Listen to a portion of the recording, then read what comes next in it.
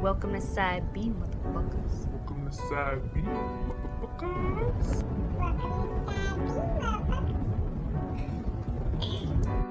Hey, one goal, one thing, one rule, man, that shit don't change. It's certain real niggas do real fucking things.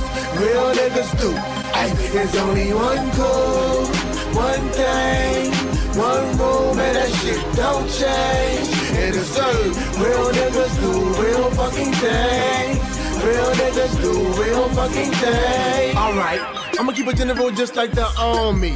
Most real niggas know most niggas phony. Your shadow got your back, huh? Just like your homie. That's why shady niggas will harm thee. Just ask Caesar. Brutus got him and caught him before his last breather. If that don't make you believers, then you'll learn. Honesty is a quality that will burn, but it's cool. And trust is a quality you will earn. You a fool if you think you learn all of the rules. Imitating imitation and they calling it cool. I know a little bit, but go ahead and call me a fool. While you sprinkle sugar on shit and you calling it food. See, I'm just trying to groove and you standing on the wall with your hands on your balls, making crab claws move. Trying to bonk at a dog, but I don't bonk. I just fall back till you think you winning, but you lost in the beginning.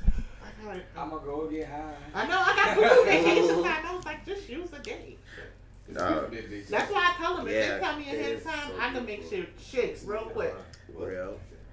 I mean, you I know, wanted to run. I was like, bitch, I ain't ate nothing yet. So I'm like, what's the... like we've been wanting to get you on. It's just Yeah. about Time. it's not Scheduling. It's really with us because a lot of times since we know each other so well, we'll make a last minute schedule out the blue. Like, oh, y'all wanna do it tomorrow? Boom, and then it's just It's done. also gonna be around like Friday to Monday. Like that's kind of Friday to Monday. Like That's if our I feel schedule. like it's gonna be so many It's gonna be days. that's the time usually either Friday, Saturday, Sunday, or Monday. But it's like a range, so it's hard to like schedule a guest when I'm like, I don't know if it's gonna be that Sunday or that Monday or that Friday, but. We be doing shit. You know what I mean? But like I know Rel asked to come through on the side B specifically once, recently, but she couldn't do it. Last minute she got sick. Ooh, she'll be good for y'all.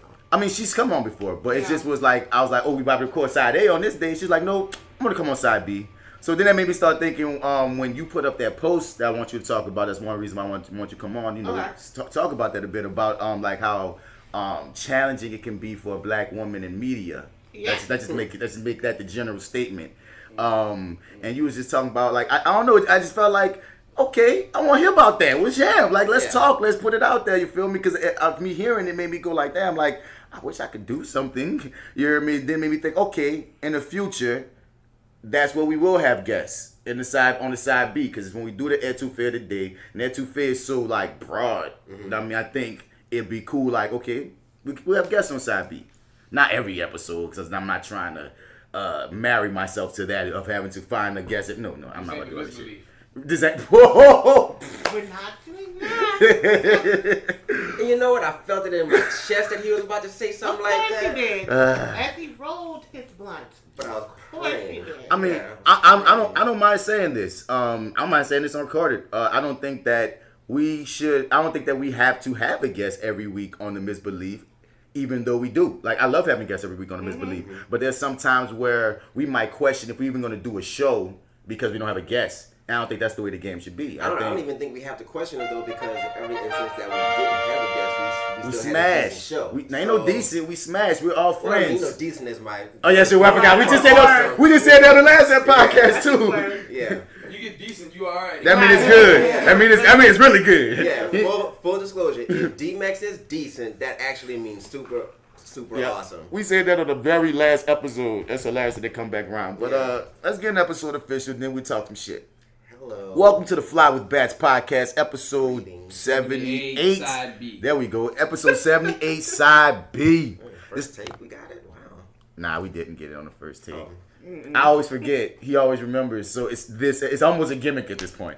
But I mean, shit. It's every episode I forget. He remembers. Except for that one time. That's why I can always remember. Yeah. That one time Joe didn't remember. I was like, whoa, I got Joe. I remember that he didn't. I remember that shit. But yeah, it's the one time. You can't forget the one time. But yeah, it's that actor guy, Martin Bats Bradford. You can find me on all your social media platforms at Mr. Bats. Spell it Mr. Outer, you ain't gonna find me. But if it's Facebook, you know, it's Martin Bats Bradford, man. Government all day. And as usual, I'm here with my brothers, but this time also with my sister. Ow! Ow! I will let her go first. I don't want her to intro. Oh my God, I can't believe I'm here. I'm so excited. I'm so privileged and honored.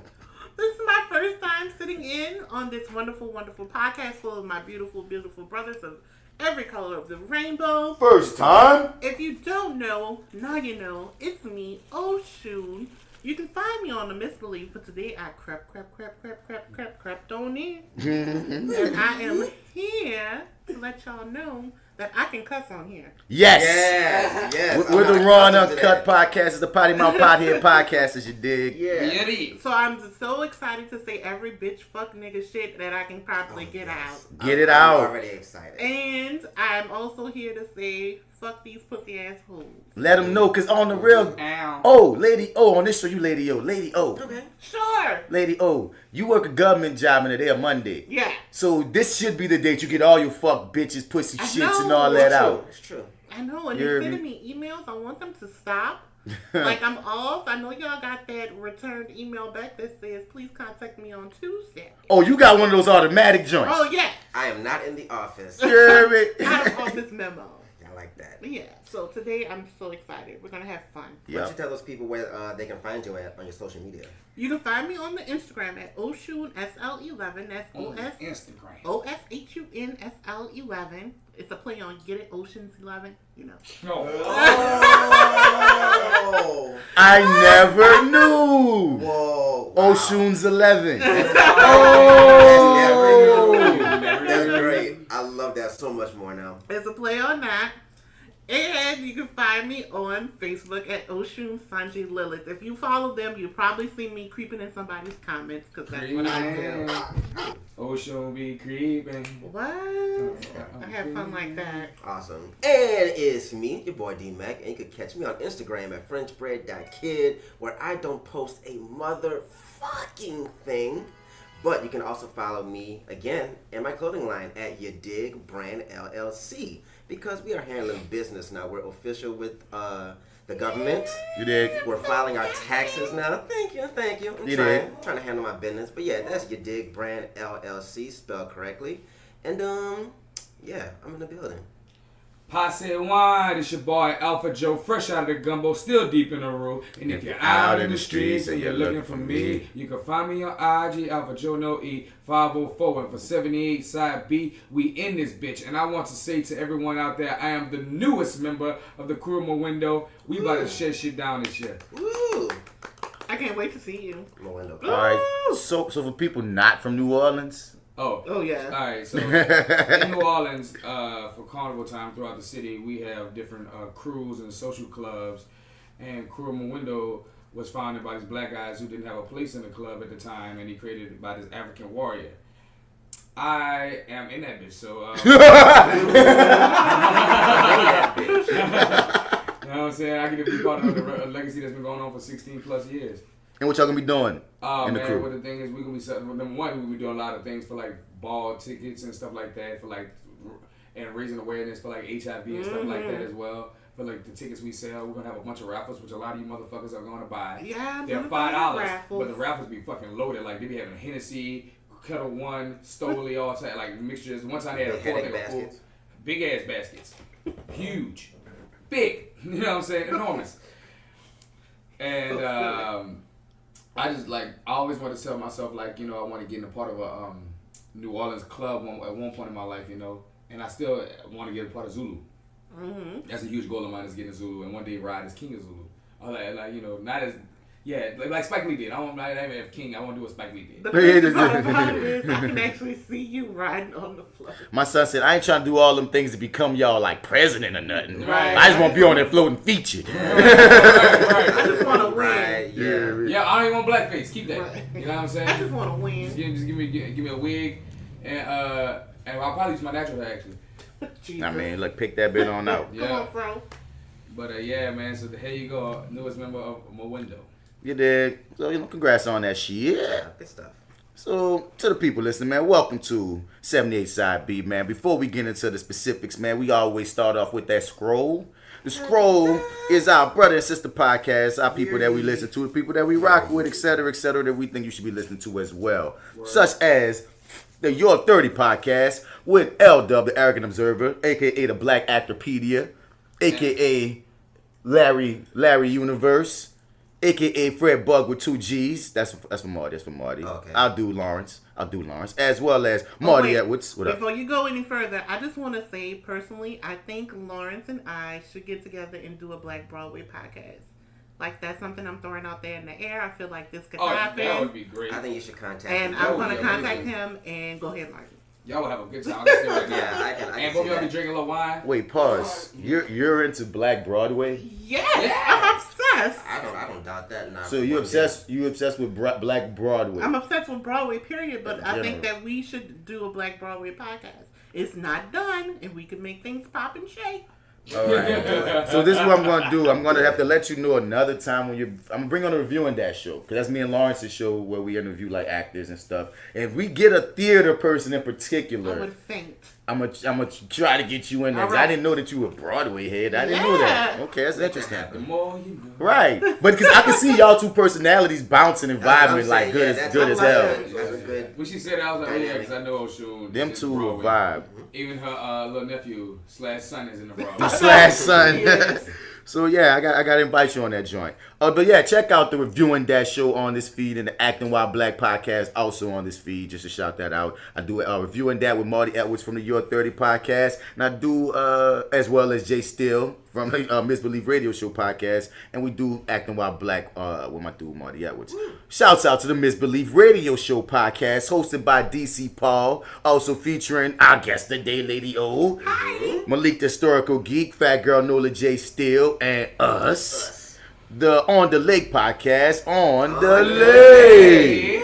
The We'll Figure This Out podcast, the 4 Misses in the Mic podcast, the ones with the women's with the rings and the things. Rings and the things. If you married or in a relationship or planning on having a successful any situationship, you need to go listen to them and get your mind right. Yeah. Therapy Noir podcast, the Sugar Sass and Sarcasm podcast, the 50420 podcast, the Fuck What You Heard podcast, the Metal Hand of God podcast, the No Dope on Sundays podcast, the Home Video Hustle podcast. I listened. They just did New Jack City, but no, something else dropped. They did.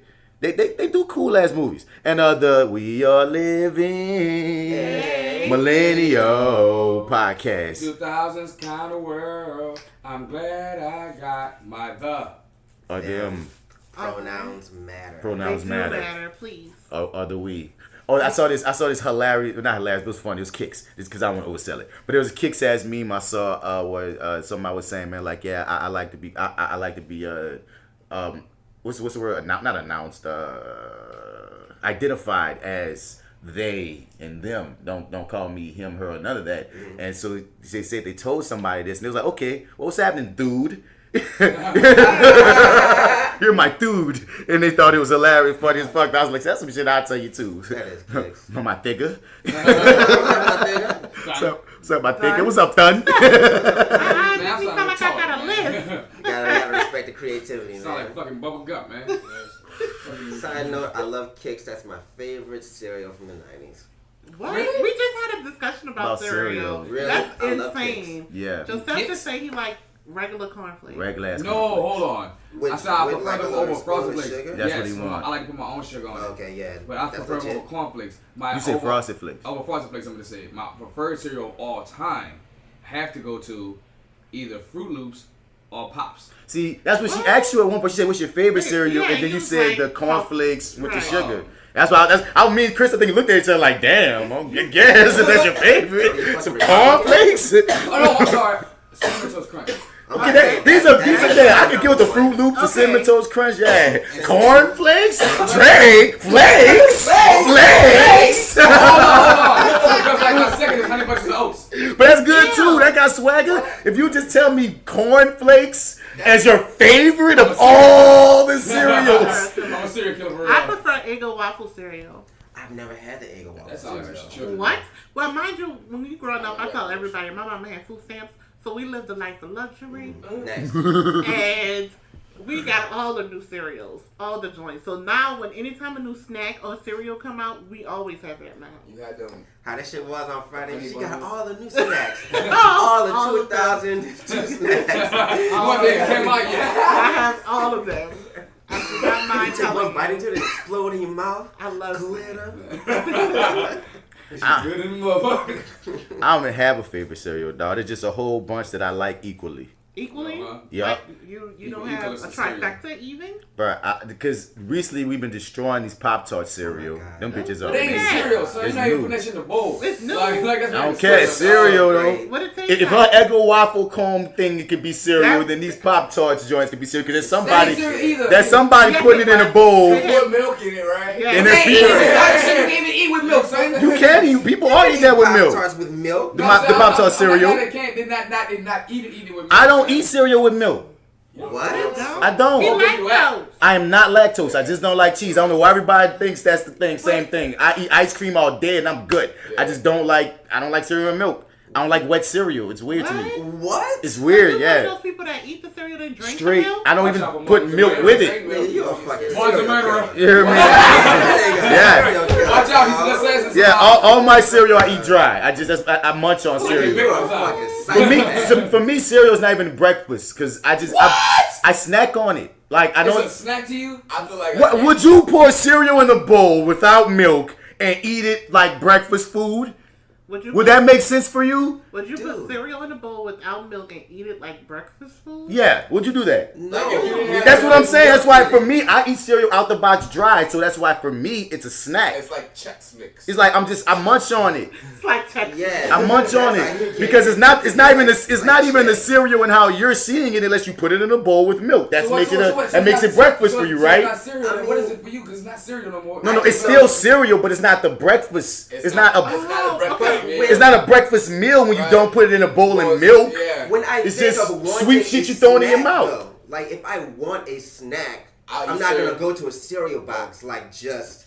Right, like you weren't doing to my Pop-Tart cereal without Hey, milk.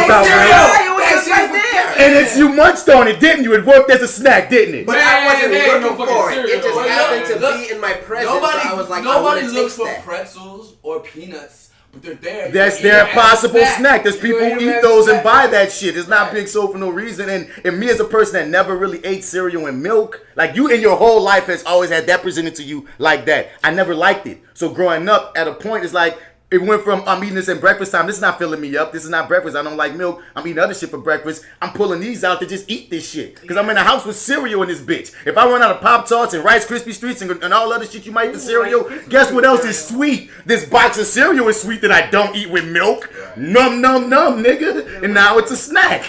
That's how it became that, nigga. That's all. I feel you. I just don't. But do we have more of that though? Do we have more than Pop-Tart? Pop-Tart cereal? I was looking for it. Why were you looking for it? You just said you weren't. Because I wanted to snack on it. Exactly, it works. Fuck. It works, Yeah, I guys. said it. Yeah, I'm a fucking I'm hypocrite. just trying to see if we have more of that because I just want to lay up here and eat some. It's good. There's Oreo cereal. Have y'all had the Oreo cereal? There's Oreo That's not cereal. real Yeah. There's Rice Krispie Treat cereal. Honey No, bun Rice cereal. Krispie Treats is my second They favorite do cereal. got honey bun cereal, and I'm dying to I try wanna it. try it, Because too. I love honey buns, so. This is sweet. Because it's fucking for children. And it's really, that's why it's a snack. Your favorite cereal is Cinnamon Toast Crunch. And you talk about something not being a freaking cereal. That's one of the beginning favorites. And you said Fruit Loops too. That's sweet as shit. That's Fruit Loops. And Okay. food coloring. This shit is Pop-Tarts, alright? But it don't Pop-Tarts. taste like The only thing that for your definition of cereal that counts is cornflakes. Kicks might, you know what I mean? Pops maybe because it's so light. Raisin Bran. Honey Bunches of Oats. I guess they got a lot of shit going on, but I give it to you. You got like health shit. You're right. That's why I give it to you. But there's a lot of shit. But you know what? This tastes like a shredded wheat with filling. That's what I said the first time. Yeah. But it's smoother though, cause shredded wheat it's a all little rough. That's smooth. what Oh, it shredded is. wheat so fucking rough, dog. I love like shredded shredded It's wheat. good. Frosted shredded wheat. I Yeah, love like shredded Frosted wheat. shredded. I can't eat no plain ass Plain shredded wheat. wheat. And blueberry shredded wheat is my favorite. I never even seen that. Listen, I Blueberry told shredded you, wheat? we had all of that. Yeah, y'all exclusive. Yeah, man. I'm sorry, y'all. We talk about this shit. We just went in on cereal. So, Yo, we just been talking about How did this happen? because we just running it I like love this podcast. I'm sure it was very entertaining. we just I running bet it. that niggas listening like, bro, I can't believe that nigga eat with milk. Oh, I definitely. don't eat with milk either. No, I mean, those Yeah, are like the two main things that fuck people up when I Cheese say and milk, huh? cheese and milk. I say I don't eat cheese. What do you mean you don't eat cheese? You must be lactose, right? No, I'm not fucking lactose. I eat believe you pizza, don't. and that's the other thing. I eat pizza, but Full of fucking cheese. I can't eat a cheeseburger. That'll make me. I can't eat macaroni and cheese. When you was younger, did y'all Never. not have that? Dog, think of something that you Yellow don't cheese. like.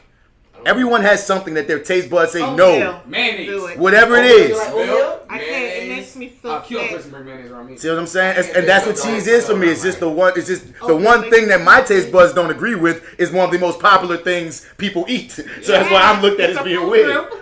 You know what I'm You saying? don't like a whole food group, and it's the biggest one. Yes, I mean, yeah. If it would have been something like licorice or something, the liver or something. Beets are the most disgusting I hate things. beets. Okay, canned I like beets beets. or fresh beets.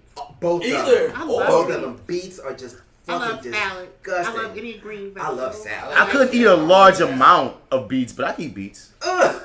When we were younger, we used to have a never beets and tried onion salad. So it's like Onions. My great beets grandma used to like and that. cut those onions real fine. Oh, I never had We that. were bougie and poor. I We never were had beets. poor and bougie. I can relate. We were poor and bougie. Like, Really? could nobody be as poor as us, but could nobody tell us we had no money? Right. What is that? I can't remember ever. That's having me. pizza. That's my life, I think, dude. Because my grandma was bougie as fuck. You hear me? Yeah, It's like, mine is. but it's like they just, I don't know. Like my upbringing is weird. Like when you say that, that's what I feel because we in the hood, like Yes. neighborhood. Yeah. All my friends broke and shit. Like Yeah. the niggas from the St. Bernard projects coming in the hood and shit. I'm having fights with these motherfuckers and shit. But I go in my house and like I Fine would, China.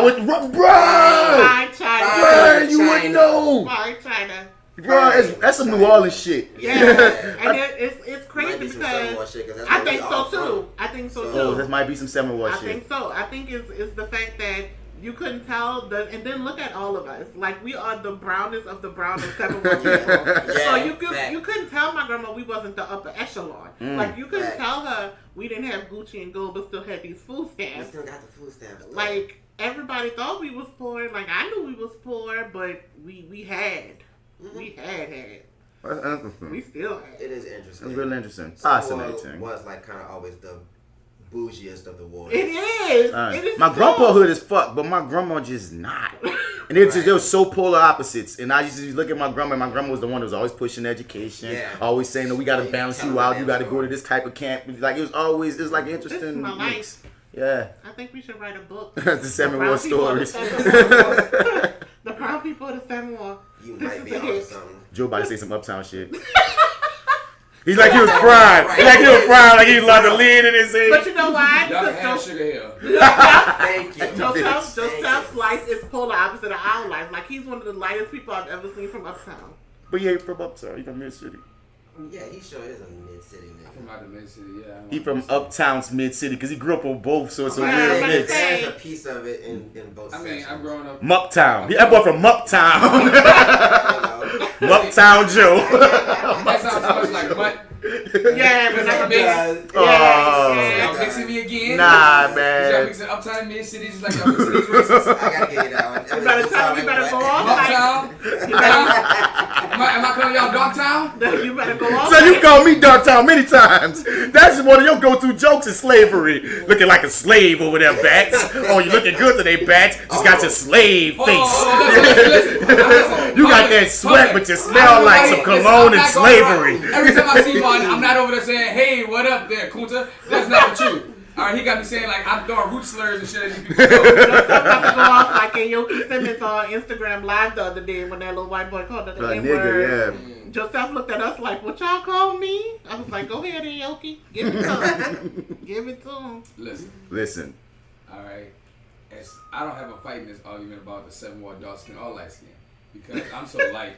You know what I'm saying? People automatically assume I'm from the 7 War. Yeah, in our city. Number Yes. 2, them niggas are actually Creole. I'm not. I'm really a full-blown mixed person. You know what I'm saying? You are. I'm black. I'm white. You know what I'm saying? But really black.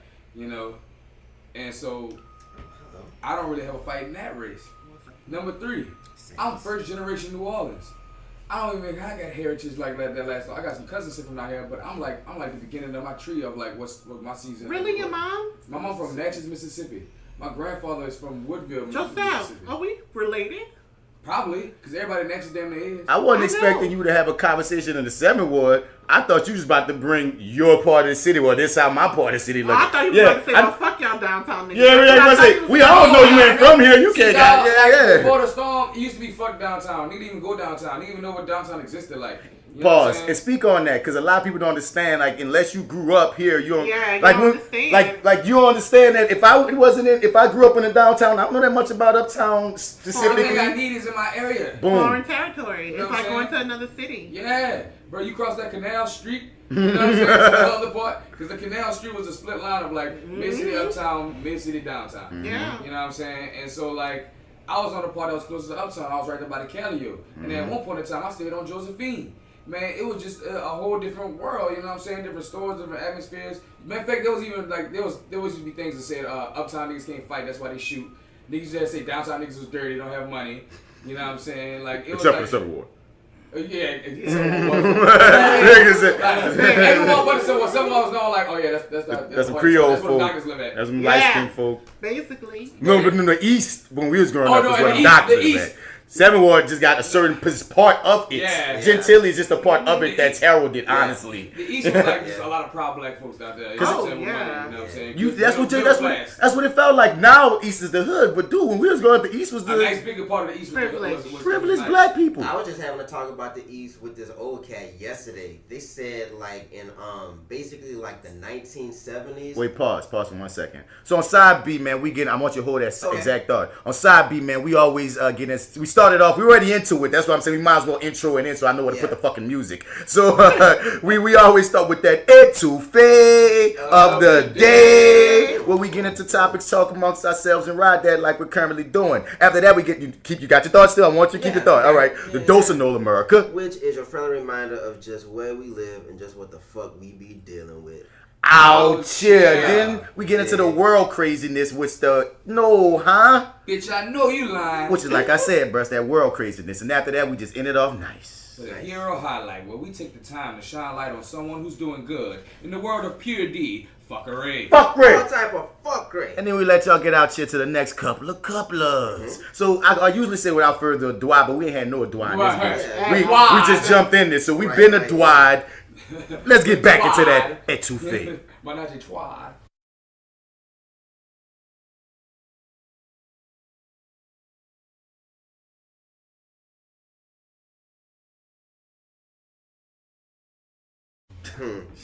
So what you saying, D? Nah, I was just saying, I was having a conversation with this old cat just yesterday about what the East used to be like. And basically he told me like between like the 1970s and like the early 1980s, that was rich folk. Actually rich. Back there. Yeah. It was like my like white people you saying, rich black folks. No, rich black folks. I'm about to say, ever since we was growing up, I just always thought that's what the black folks were doing. Like, so it's since been. If you came to the East, you had money. That was the goal to get a house in the East. You had money. And especially in East over. Like certain parts of uptown and certain parts of downtown. Yeah, right. Because there's certain parts of, and that's it was heritage. like really like it was exclusive too, because part of my family actually tried to move out there in like 1981, and they got denied because they were making enough money. Like you had to make like a certain like amount of money to even look at a house out there. To even look at a house there. Mm-hmm. Now, like, damn, word. And in that time, a lot of those houses were custom built for those doctors and lawyers and prominent people with money. That's how the Eastover came about. Like they sold that property in land chunks. It was undeveloped for a long time, and then came that black flight, and all those people who had money stayed in the South, and they sectioned them off, and that's how you get those mini mansions. If you ever rode in Eastover, it's like you in the baller blocking thing. Yeah, I got a friend that lived in Eastover. He lived right next to Lil Wayne when he was staying out there. And you can see his house in the Cribs video. Right next to when Wayne's doing Cribs, you can see my partner's house, Josh. Yeah, you can see his house. And I only been in that house maybe 2 times my whole life. Them people had money. And he likes him. Right. I should be in the house number 1. Damn. Because I say that because in our city, man, New Orleans, colorism has always been a big deal. It's not as bad as it was when we was growing up, or when our parents was growing up. Because my mom was a dark-skinned woman growing up here in like the 70s and 80s, and the shit that she would tell me about the game, and like it'd be tripping you out. But even growing up myself, dating people or whatever, or just hearing some of your light-skinned niggas talking, I even realizing, yeah, I know you're talking about dark-skinned girls, but I'm a dark-skinned guy. You might as well be talking about me or my mom. You know what I mean? So like, you're straight up, nigga. Like, but it just was part of the freaking city. Yeah. So there's been some girls' houses I couldn't go inside. What? Man, dude. Dog. And this was when I was like maybe a teenager. Like they tried to be subtle about it, but you know, or like it's weird shit how that can go with the Creoles here who are black people. They're just light skinned. They're just, you know, whatever. And you know, the darker skin fair. So. Yeah, man, like our city, when you get into the nooks and crannies, it's not just Mardi Gras and bees and shit. No, it's not. There's a lot going on. Into the nooks and crannies, you find the mammies and nannies. Right. Joseph, where do you come up with this shit? I don't know, the weed. This is the freaking weed. Pot friendly. But yeah, man, like, yeah. Because oftentimes when you talk about to New Orleans, especially people not from here, not especially, specifically to people not from here, they get here and then are just so taken aback by what it actually is versus what it was marketed to be. Yeah. Because they'll sell you that dream that all we doing is sitting outside on the porch with our daiquiris and hand grenades. Singing and dancing. And we are as well, which is not just that. Right. Because I ain't gonna lie, dog. We are, though. We are. Daiquiris. Man, he's had a huge ass Sunday second line yesterday after Mardi Gras. Why niggas still partying after Mardi Gras? So cliches are cliches because they're true. The problem is when that's all you believe is the cliche or the stereotype. You know what I'm saying? That's how you rob. Yes. No, that's how you buy bad coke. For real, no. That's how you buy weed glass. Yeah. What's weed glass? When niggas shatter the glass of the weed to make it look sparkling like it's gas. Wait, that's a thing? Yeah. And people do that? People, yeah. And you smoke it, and then what happens to you? I hope I never find out because I don't buy like that. You die? You probably will with shattered glass. Oh my God, y'all! I'm worried for y'all. Y'all can't be wearing no weed glass. No, we don't. Baby, that's downtown stuff. That's what I'm saying. That's the stuff they don't talk talk about. about. Don't play that shit on us. Yeah, don't play that shit on us. I ain't never heard I ain't that. talking about downtown like this. I'm talking about like downtown CBD. Oh. We're talking about Canal Street. Yeah, you know. He says like that tourist yeah. shit. All right. That's when you buy your fucking BC pot instead of Coke. People selling BC pop. They'll let you try the real Coke. They'll let you try the real Coke, and then they were like, "Oh, that's good." And then next, you know, they give you something in this BC powder. And then that'll mess you up. No, BC powder's not gonna do nothing. You're not gonna have a headache. Not gonna have no migraine. That's why you're not gonna have. You ain't got no high neither, or not the one you want. Right, you bought an 8 ball. You bought $300 worth of Coke, and really you bought $300 worth of BC powder. And realistically, if you snort enough, something gonna affect you. But you ain't gonna have that Coke. It's gonna be anger. Anger. You know this ain't fucking Coke no more. Like, what the fuck? Matter of fact, the first sniff, you're gonna be like, where's this guy? Because that man's gone. You probably not shouldn't fuck with him. You're gonna taste it. I like that shirt. You're gonna know it once you lick that bitch. Yeah. No, the thing is, Wait, pause. The voice you're hearing far as our partner actor Christopher Robinson. Chris in the corner. Chris in the corner. I mean, he been laughing, he been saying shit. I'm like, people know who he is. It's Christopher Robinson, actor, and he has nothing to do with Winnie the Pooh. Continue. Nothing. Nothing. So, like, the joke is old. My nigga's old. Don't go there. That was so like 2000. Chris. He in a play with me, dog, and one of the kids from the cast keep calling him, hey, with the Pooh. Yeah. With the Pooh? Winnie the Pooh, whatever. Yeah, you always bitch ask. ass up. Right. Well, I ain't gonna call him bitch ass nigga, but yeah, it's man. just, You gotta say something. Smack on the back of the head. Like, you know what, son? Grow up. Just kick him. I mean, they're like 5 and 9, so it is what it is. Oh, What you were saying, though, Chris, dog? About the drugs? Oh, once you lick that, I mean, you taste it, you'll be like, damn, I got fucked. So, yeah. Yep. After that, I'd probably start snoring more. I'd be like, I just got fucked over. So you gonna snort more of it? It's like, fuck, I got fucked. And mom would just take it to the head. I might as well get every piece of buzz possible. Any buzz Man, possible. I just spent $300. Man, I'm I gonna try to flip that something. shit. I try to flip it. I'd be like, man, I'm gonna get this off. You gotta sell it, but no, I'd be scared to sell it because No one is fake. Sure. And they always got undercovers downtown on Bourbon. You know Yes, what I'm saying? everywhere. They sometimes sources drunk folks and shit too. And also, like, a lot of our city isn't the partying. Nope. No. It's just chilling or just like any It's other everyday spot. surviving, man. Look, And working and this nigga. gentrification. It's good times. I knew it. That's what he said. It's everyday surviving. We're like, this nigga's about to go good times. It's good times, dog. It is, dog. But like, out there in a child but line the every thing, day. the good thing that is true that's unlike many of our cities in America is culture. Yes. I have And that's lots the of one it. thing that keep us together. Culture. Yeah. Because you can't fuss and fight because you got a suit to sew. Or you got a second line to go through. Our girl Lady O over here is anti-gentrifiers, notoriously. Anti-gentrified. Tell us why. Because first of all, we as New Orleanians have to believe in this one thing that I like to call generational wealth. They sell us these dreams that, oh, we can give you a house. Say your house is worth $50,000. They're gonna be like, oh, we're gonna give you $200,000 for it. Not realizing that you can't get another house for $200,000. So you just got effed again. So people don't realize that you have to do your research before these people start offering you stuff.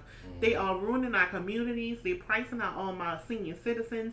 Every year I vow to help pay 25 tax bills for senior citizens who can't afford it. Every year I've either met my goal or exceeded it with helping my friends. It is not something I do publicly. It's something that I'll tap my friend if I know you got a little extra change.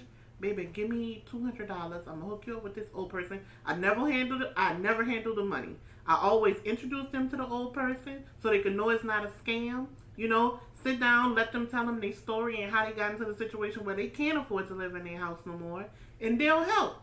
So it's kind of something that I do. Yeah. Wow. God's work.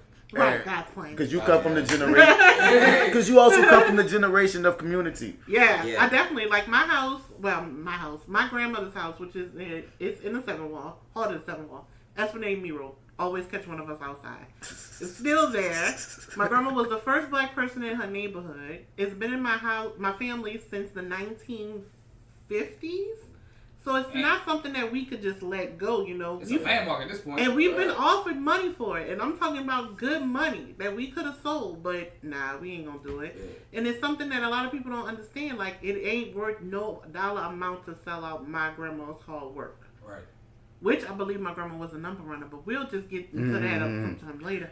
But, because there's no way that she afforded that house back then in that white neighborhood. I was like, how you got, that's another thing that go back to how these black people got this money back in the day. But selling crawfish on the side. I mean, but then we can't even remember. We can't forget the history of certain things. Of like we had businesses and shit that they destroyed, that they took out. Yes. Aretha Castle Haley was an all black motherfucker. I'm sorry. Yes, we've been corrected by shouts out to you, Blair. But like Aretha Castle Haley, like you just said, it's oasis of black businesses at one point. You know what I mean? So it's when you see not even just gentrification, when you see just how the racism within the system can work. Not even that. Let's even go closer to where we are now, Claiborne Avenue. Yeah, Claiborne Avenue was full of trees, oak trees, from uptown to downtown. And they knocked all the oak trees down and built that highway right there where the bridge is. They used to sell, they used to be like vendors and all that. So I'm not surprised that there's some way that your grandma could have hustled some kind of stuff. Right, but she could have still been. Fuck, this New Orleans. But I'm just saying, black people was getting money at a point, and a lot of people saved even after the fact. It's just and a lot of people got fucked too. Is we could still be getting money if we did what? Work together. That's why you will always see one member of our team always supporting the next. You'll never see somebody out here doing something from our team, our community, and we not go check that person out. Right. Y'all make sure y'all support. Right. Y'all go spend that money with them. Y'all go do this. Y'all go do that. I'm just so excited that we are, in my eyes, bringing back that community aspect of what our city could be.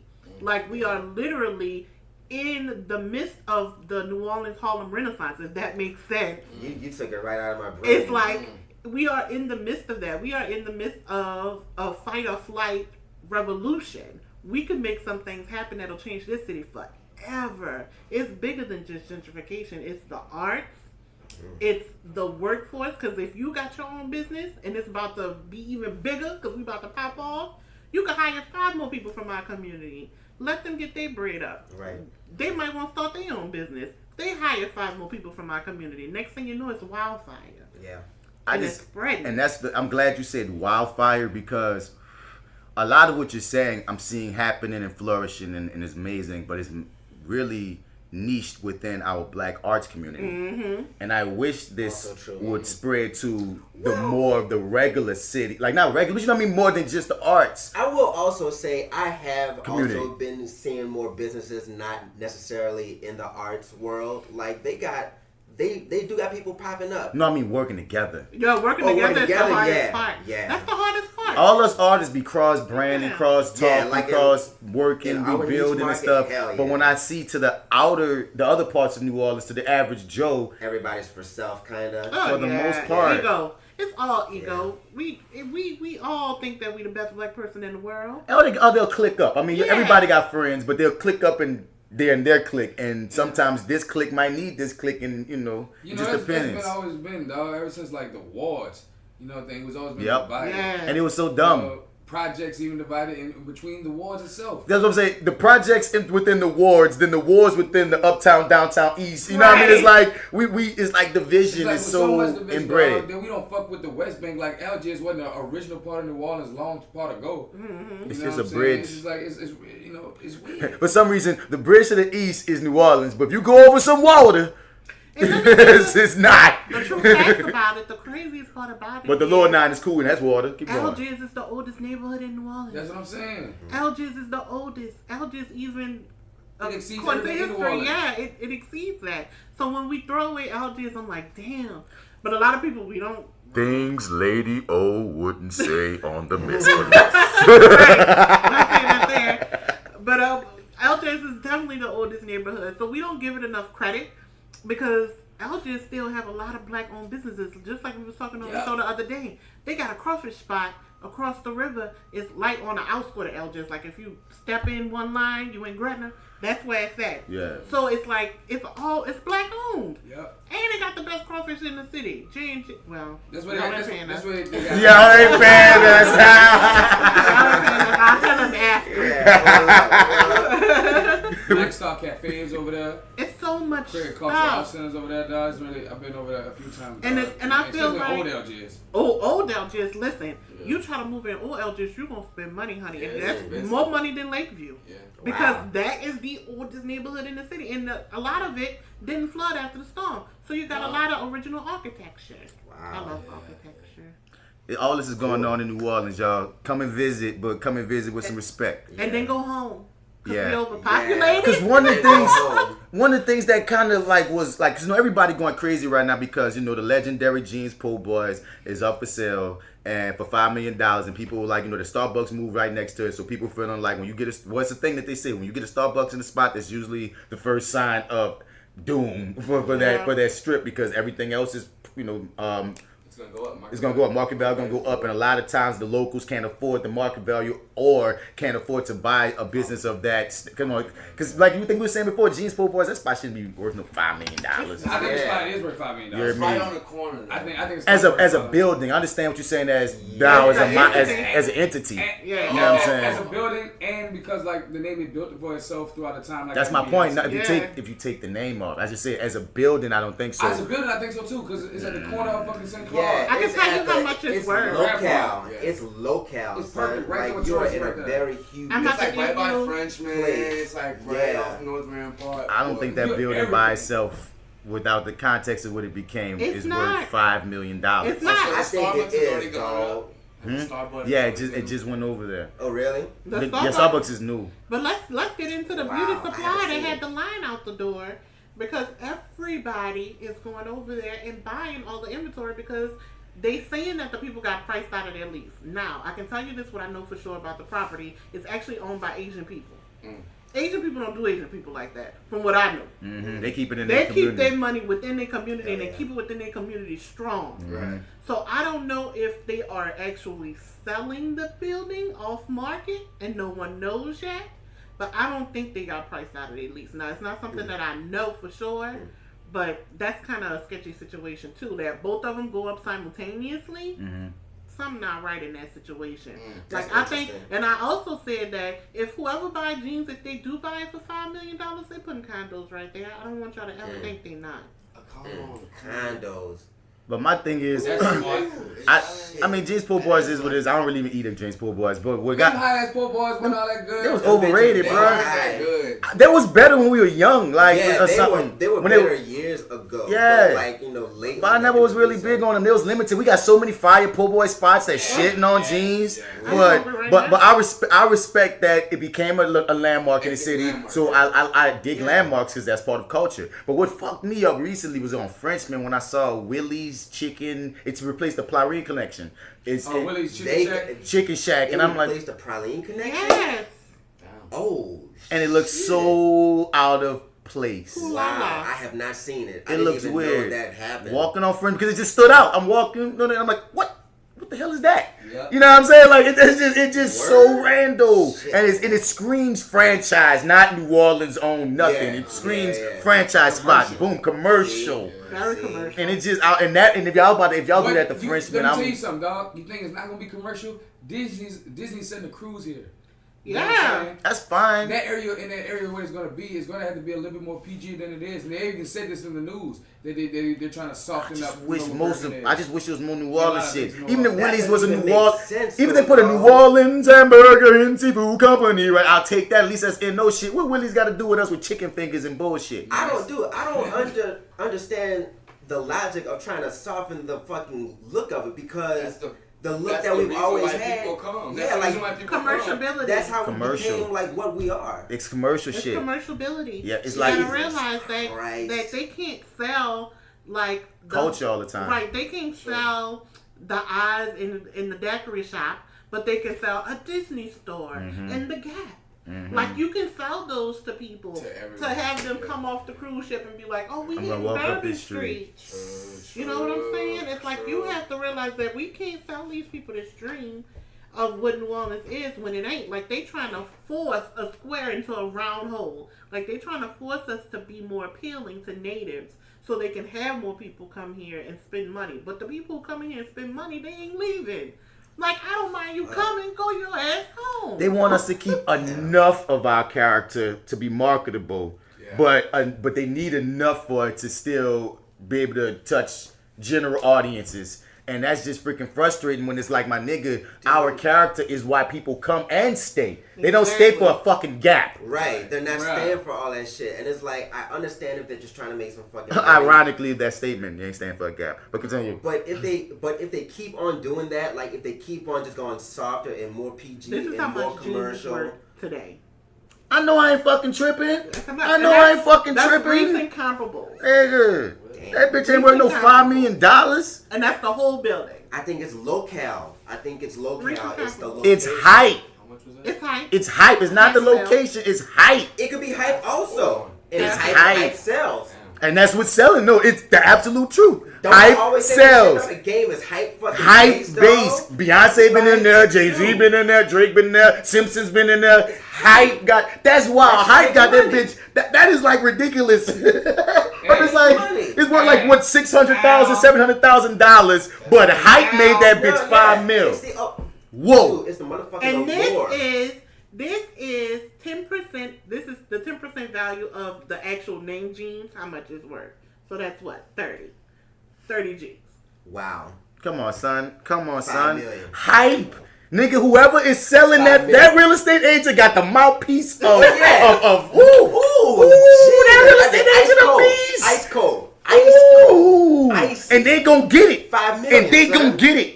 If they 5 don't million. get 5 million, they gonna get something like 3, but still it's worth way less. But let me tell you, $5 million. How many po' boys you think they gonna sell for $5 million? They ain't gonna be po' boys, right? right? They Ain't can't gonna keep be the po' integrity boys. of that No. building with No. $5 million. You gotta get your revenue back. Yeah, I would not expect anybody to sell po' boys for no 5 million. Or they wouldn't sell jeans, po' boys. No one. man. You're walking that bitch in jeans look like McDonald's. You heard me? It'd be a whole They new got situation. touchscreen orders. You know what I'm Nigga. saying? Robots behind the motherfucker. Nigga, and them po' boys whack. They gonna look at Got Subway it. sandwiches. They gonna be fucking Quiznos instead of freaking. They gonna real, call them nigga. po' boys, but they gonna be Quiznos sandwiches. Seriously, Quiz we're gonna be boys. subbed. Quiz boys. The Quiz boys. Bruh, a gentrification nightmare. is a bitch. Oh man, no.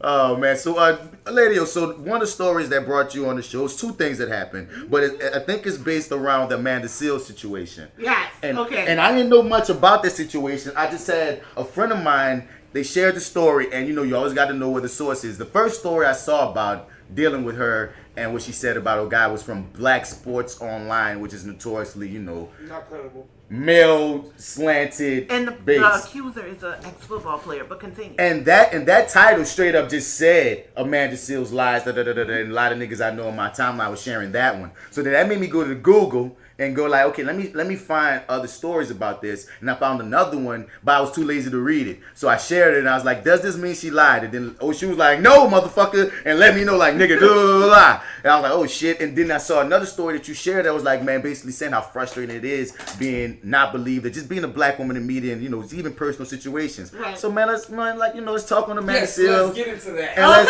Okay, so let's get into that. just after saying let's get into that because he was the one in the story. Okay. We could get into it all. Right. So open up this Pandora's box. Boy, boys, look at Joe. Joe got the Cheshire. Joe got what's it. going on. okay. So let's get A couple of weeks ago on the Misbelief Show, which we have every Saturday from 7 to 9. You want to start Amanda on this? We can start with Amanda, which leads to this. Or Okay, do you cool. want to do it backwards? Either way, as long as we get it Okay, so Amanda Seales was on the Breakfast Club, and she also has a podcast, Small Doses, and she was alluding to this football player who who hopped in her DMs and was, friendly bobbing like they always do. Mm-hmm. And so after she got to talking to him, he said something sly shit like, when you gonna hop on a plane, or when you gonna let me fuck, or something to that effect. Mm-hmm. And she was like, sir, no, that's problematic. And if you know Amanda, you know that she gets no fucks. She's a Grenada girl, and she is ready.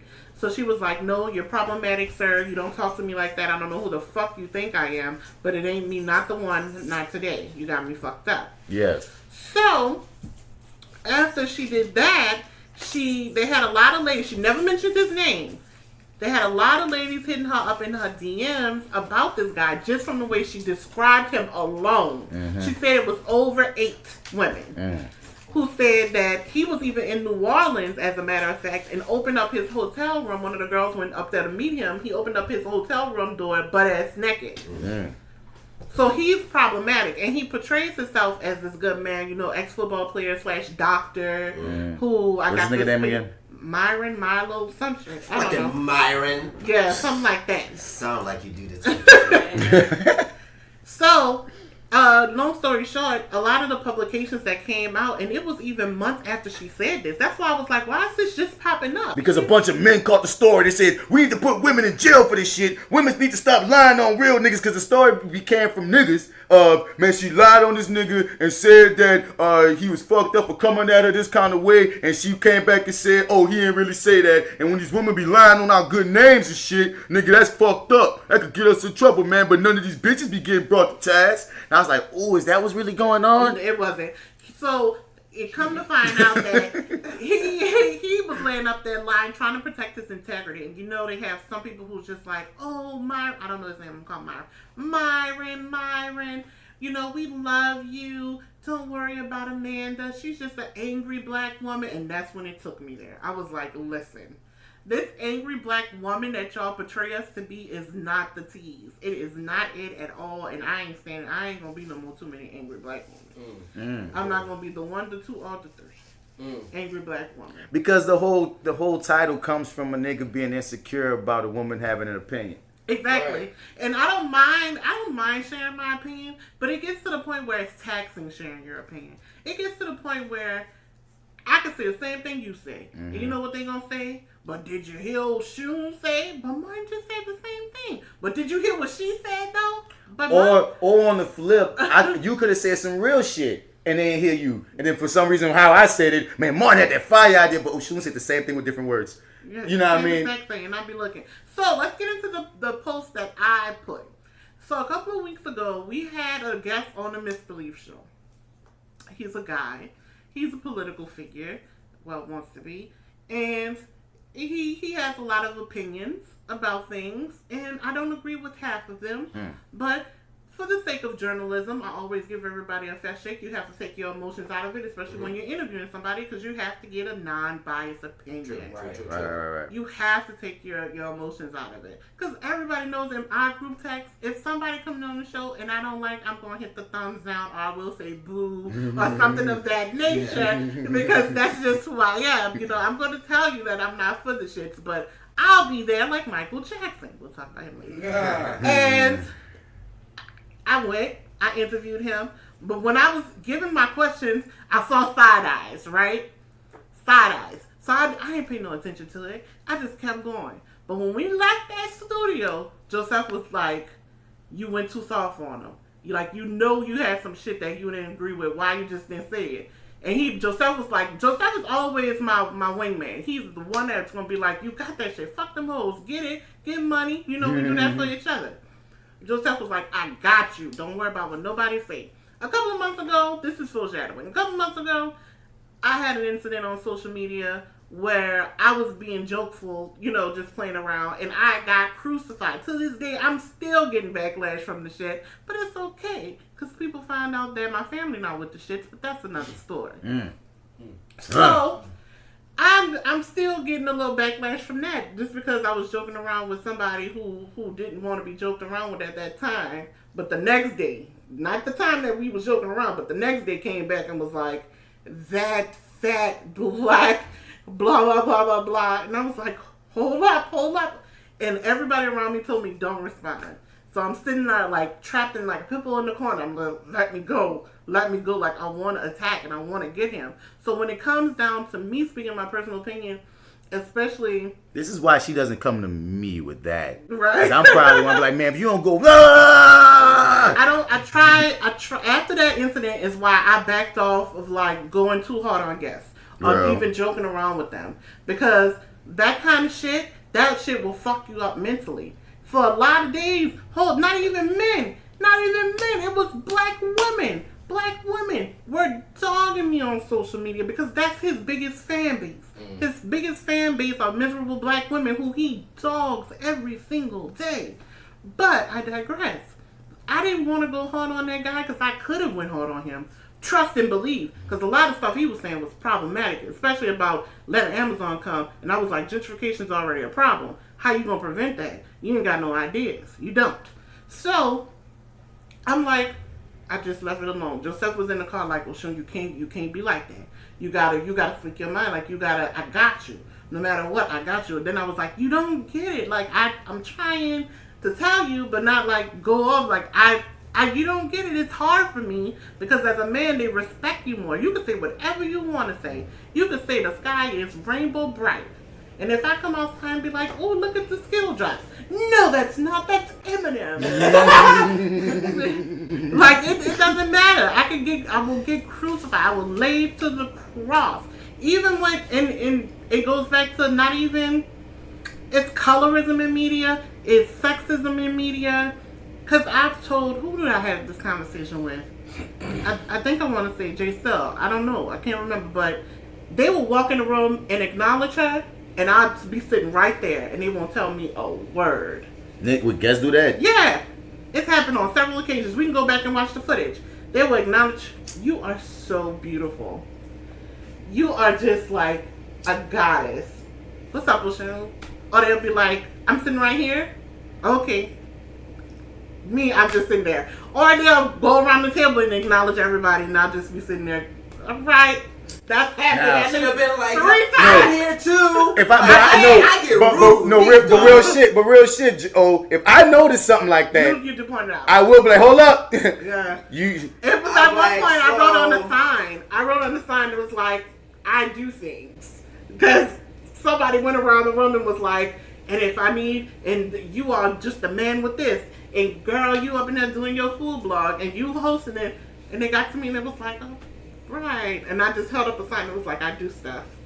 I'm just not as public. And it comes with the fact that I've come to terms with that I'm also on a platform with a lot of creative people. Like, I don't even know how to color that well. But I'm all good with it. You know what I'm saying? There's an artistic world that you're in, and most of your talents are outside of it. And that's what makes you such a gem inside of it, because then you start you teach me every time you speak every week. You be teaching everybody else shit that we don't even know nothing about. I mean, the other niggas bring up topics, you bring up shit niggas can learn some lot of times. You know what I'm saying? Important Dude, that's why, like I said, you're so fucking valuable. That's why I call you the heart of the show often. But I don't even be knowing that none of this shit be happening, or I'm not even programmed to tune in all the time because of my own privileges and biases as well. Let me tell you, one time it happened and you was like, and y'all don't forget about Oshun, because I forgot who it was. I think it was the chef. And he went around the table and I sat next to him and I just did this to the camera. Like I said, because I can't sit there and see it and not say shit. It's hard. You have to have something funny and rude to say. And that's the whole thing. In the chamber, as you say, ready. You gotta have it in your pocket. And then that's the whole thing though. I don't want to be portrayed as a character. Like, I'd rather be myself and like be authentic to who I am instead of being either the loud, fat black woman or the funny black flat woman. Like, it's either or. I can never be just a regular like journalist person. You will have to describe me in those adjectives for you to know who I am. Yeah. And it's sometimes it's hard. You have to deal with that. And it's to the point where I'm understanding it and I understand people more because I'm in therapy. Shout outs. You question yourself. You question yourself first. It's always like, how can I soften up my image? How could I be more relatable? But then you realize you are as relatable as it could get, and it's fucking society's problem, and it's not yours. Right. Like, you have to be deprogrammed. You have to call shit out when you see it. You have to be available to not deal with shit or deal with shit upon your request, you know? And with that situation, I knew Joseph read my status. I knew he read my status and was like, what the shit? What the shit? Because me and him have a relationship where we can talk about anything. But that day, I was so frustrated. Well, I just felt like, the other person in the car made it much harder for, like, you to express yourself because, like, they was, like, trying to encourage but also being, like, too commanding.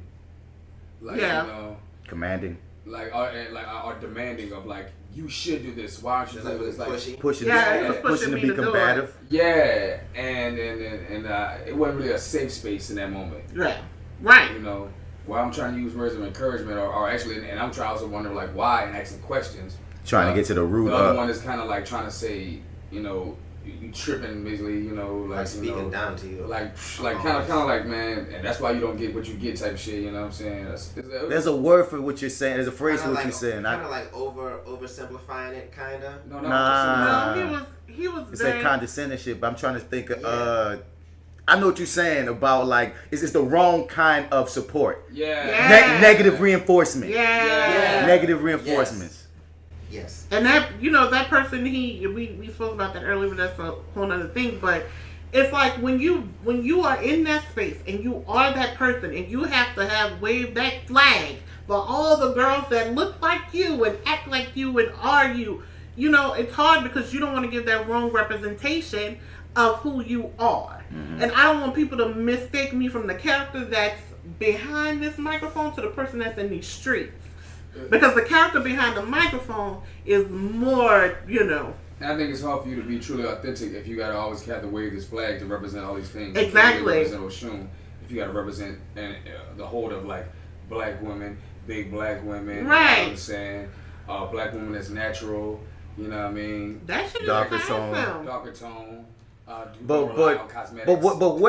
where can we get to the middle ground, Oshun? Because you can't let the shit cripple you either. Right. Yeah, I know, and it's something that I have to get out of my head because I can't sit there and let somebody silence my voice because I don't want to be I'm afraid of the repercussions. Right. That's what I got from that. And that's the point. That's the point. Like, I got that from that's what Joseph was basically saying to me. He was like, no matter what happens, no matter what nobody says, when that shit happens when that shit happened with Q a couple of months ago, Joseph was that nigga in everybody's comments. He was like, you're not gonna fight me. You're not gonna fight me behind my sister. What we gonna do is this. and everybody else, your mom. And it was like, you know, he was there for me. He's always on that front line. It's not something that he will ever deter me from. And I didn't realize that he was being helpful at the time. I didn't realize both of them in their own way was trying to be helpful to me. Yeah. All I felt was, what y'all not gonna do is push me to be this character. Right. But instead of being, it's okay to not be the character. It's okay to be yourself. Like we got the backlash. You just be you. Just go, black girl. Go. And go. it's also okay to be the character if it's part of you. Yeah. You got to take that too, because sometimes I can get in my mind, I don't want to be the angry black man, but I'm a passionate motherfucker. Yeah. So if it comes down to me going there, I'm gonna go there for this segment or what have you. So it's like, I don't want you not to crack jokes at all because you don't want niggas to know you funny. You one of those funniest people on the fuck. You funny as shit.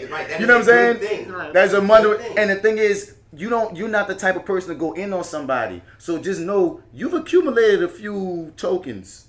Yeah. I ain't saying go burn them bitches on our next 3 episodes, but if there's ever one of these motherfuckers out here that you niggas will give you one at the very least. Yeah, because dude, like the way you naturally compose yourself, your vibe, at least to me even, does not come across as somebody that fits that bullshit. Right. It's not. You know what I mean? You're very intelligent. You're very knowledgeable. Yeah. You're objective. It's like you're warm. You're loving. There's too many things that counteract that bullshit for you to get caught up in your mind at all times towards. And I can't be in your position at all. I'll secretly tell y'all this. Shoot has been my therapist for a while. Word.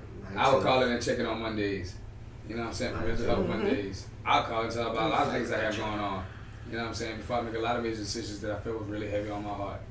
You know what I'm saying? Because she was always giving that open shoulder and that ear to, you know, and that warmth and that grace, you know what I'm saying? And that's what I'm here for. But take power in that and knowing that. I want to get that back as well. Yeah, you do. But you do. But I'm saying, you charge your batteries. Yeah. I'm saying, man, don't ever be afraid to speak your freaking mind. That's what I'm about to say. And I know just me saying that does not solve the problem. No, I know. You feel me at all? But like as Joe has been saying, we got your back. It's not even just we got your back. I want you to have your back. Right. Because that's part of you growing within yourself. Because you know how more powerful you would be if more people knew what was on your mind, but you holding it back. Yeah. And there's people that need that shit. That's one reason I started this podcast, because people kept inboxing me privately. Martin, I like your insight. Martin, I want you to talk about this. Some niggas say directly, start a podcast, bro. I'm telling you, da-da-da-da-da-da. And then people hear the podcast and like what all of us are saying, and be like, and then you get your own audiences and you don't know what somebody is going through out here that only never even send you a message. That's over here and they don't never say shit, but they're grateful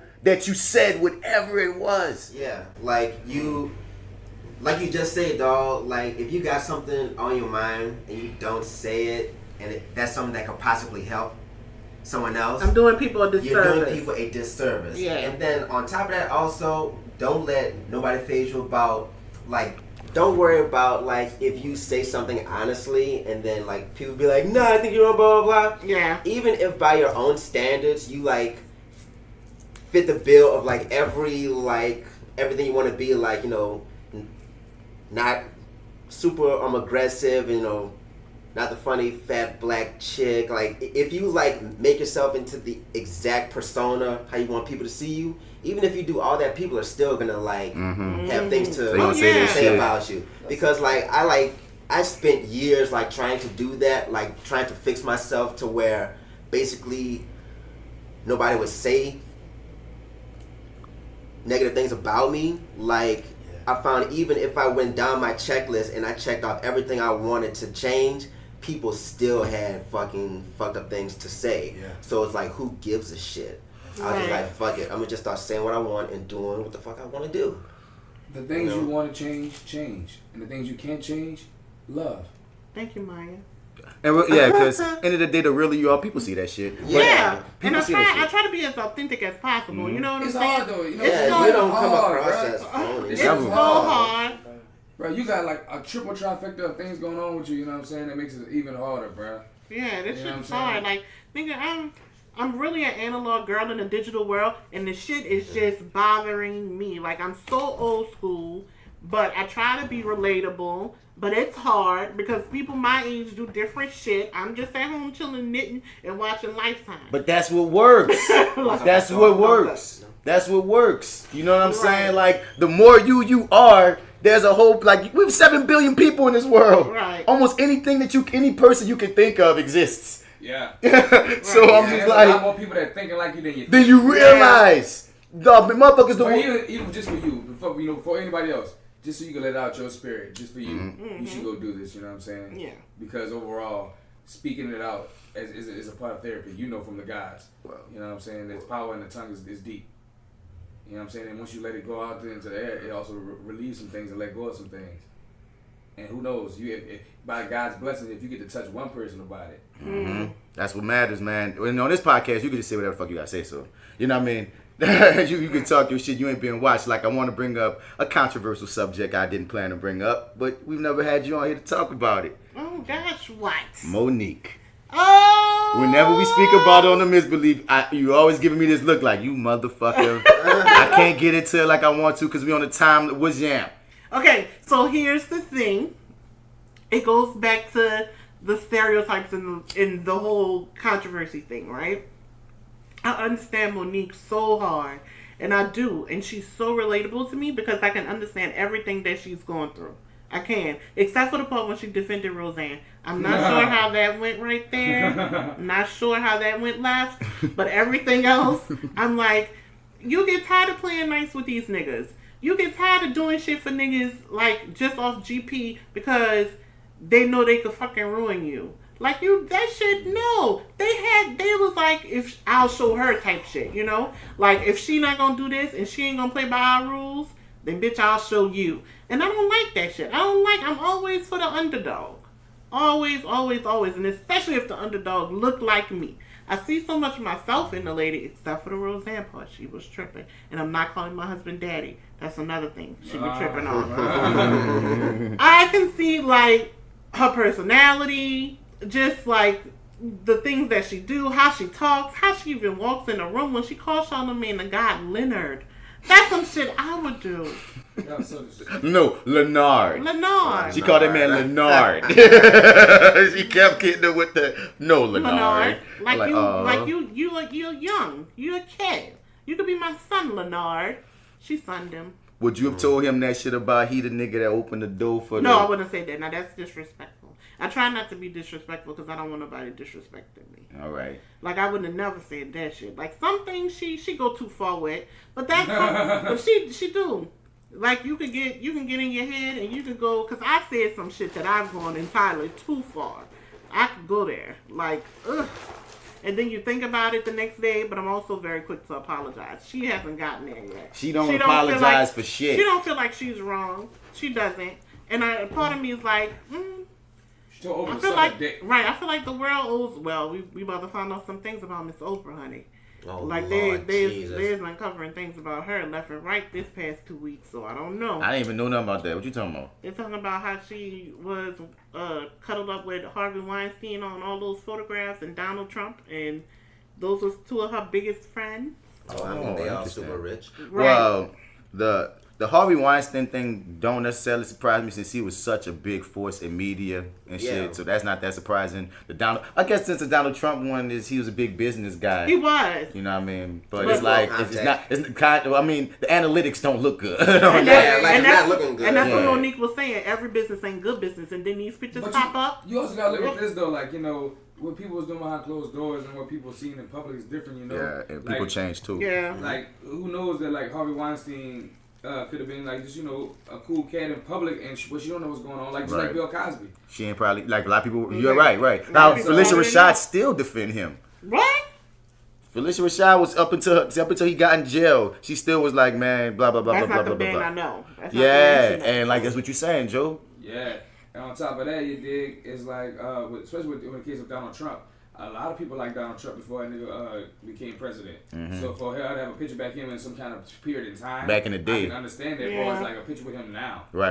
Because he financed a lot of stuff for a lot of people. That's why a lot of people couldn't go publicly against him. Wasn't he Democrat for a minute? Of course, and then he last minute went Republican. Because he wanted to run, but this whole thing was supposed to be a fluke. I don't think he thought he was going to actually win. No, we also can say that he didn't expect to win. He wanted publicity. That's all this was about. That next season, The Apprentice was about to be amazing, and then this nigga actually won. He ended up being the leader of the free world. Right. The racist free world at that. It's like, damn, Don, like when I was a kid. A lot of people. Bruh, you know? So y'all saw there's more, I don't hog tie women. You know what y'all I see? see. Yeah. I did not see. I've been any trying to of this. find the second part. It's harder to find the second part of the R. Kelly Can I please interview. have one of those gummies? Yeah, that's mine. Take them. They just got one in there that just looks so good. I've been looking at it for like, aw. You got the wrong one. Dig your hand in it.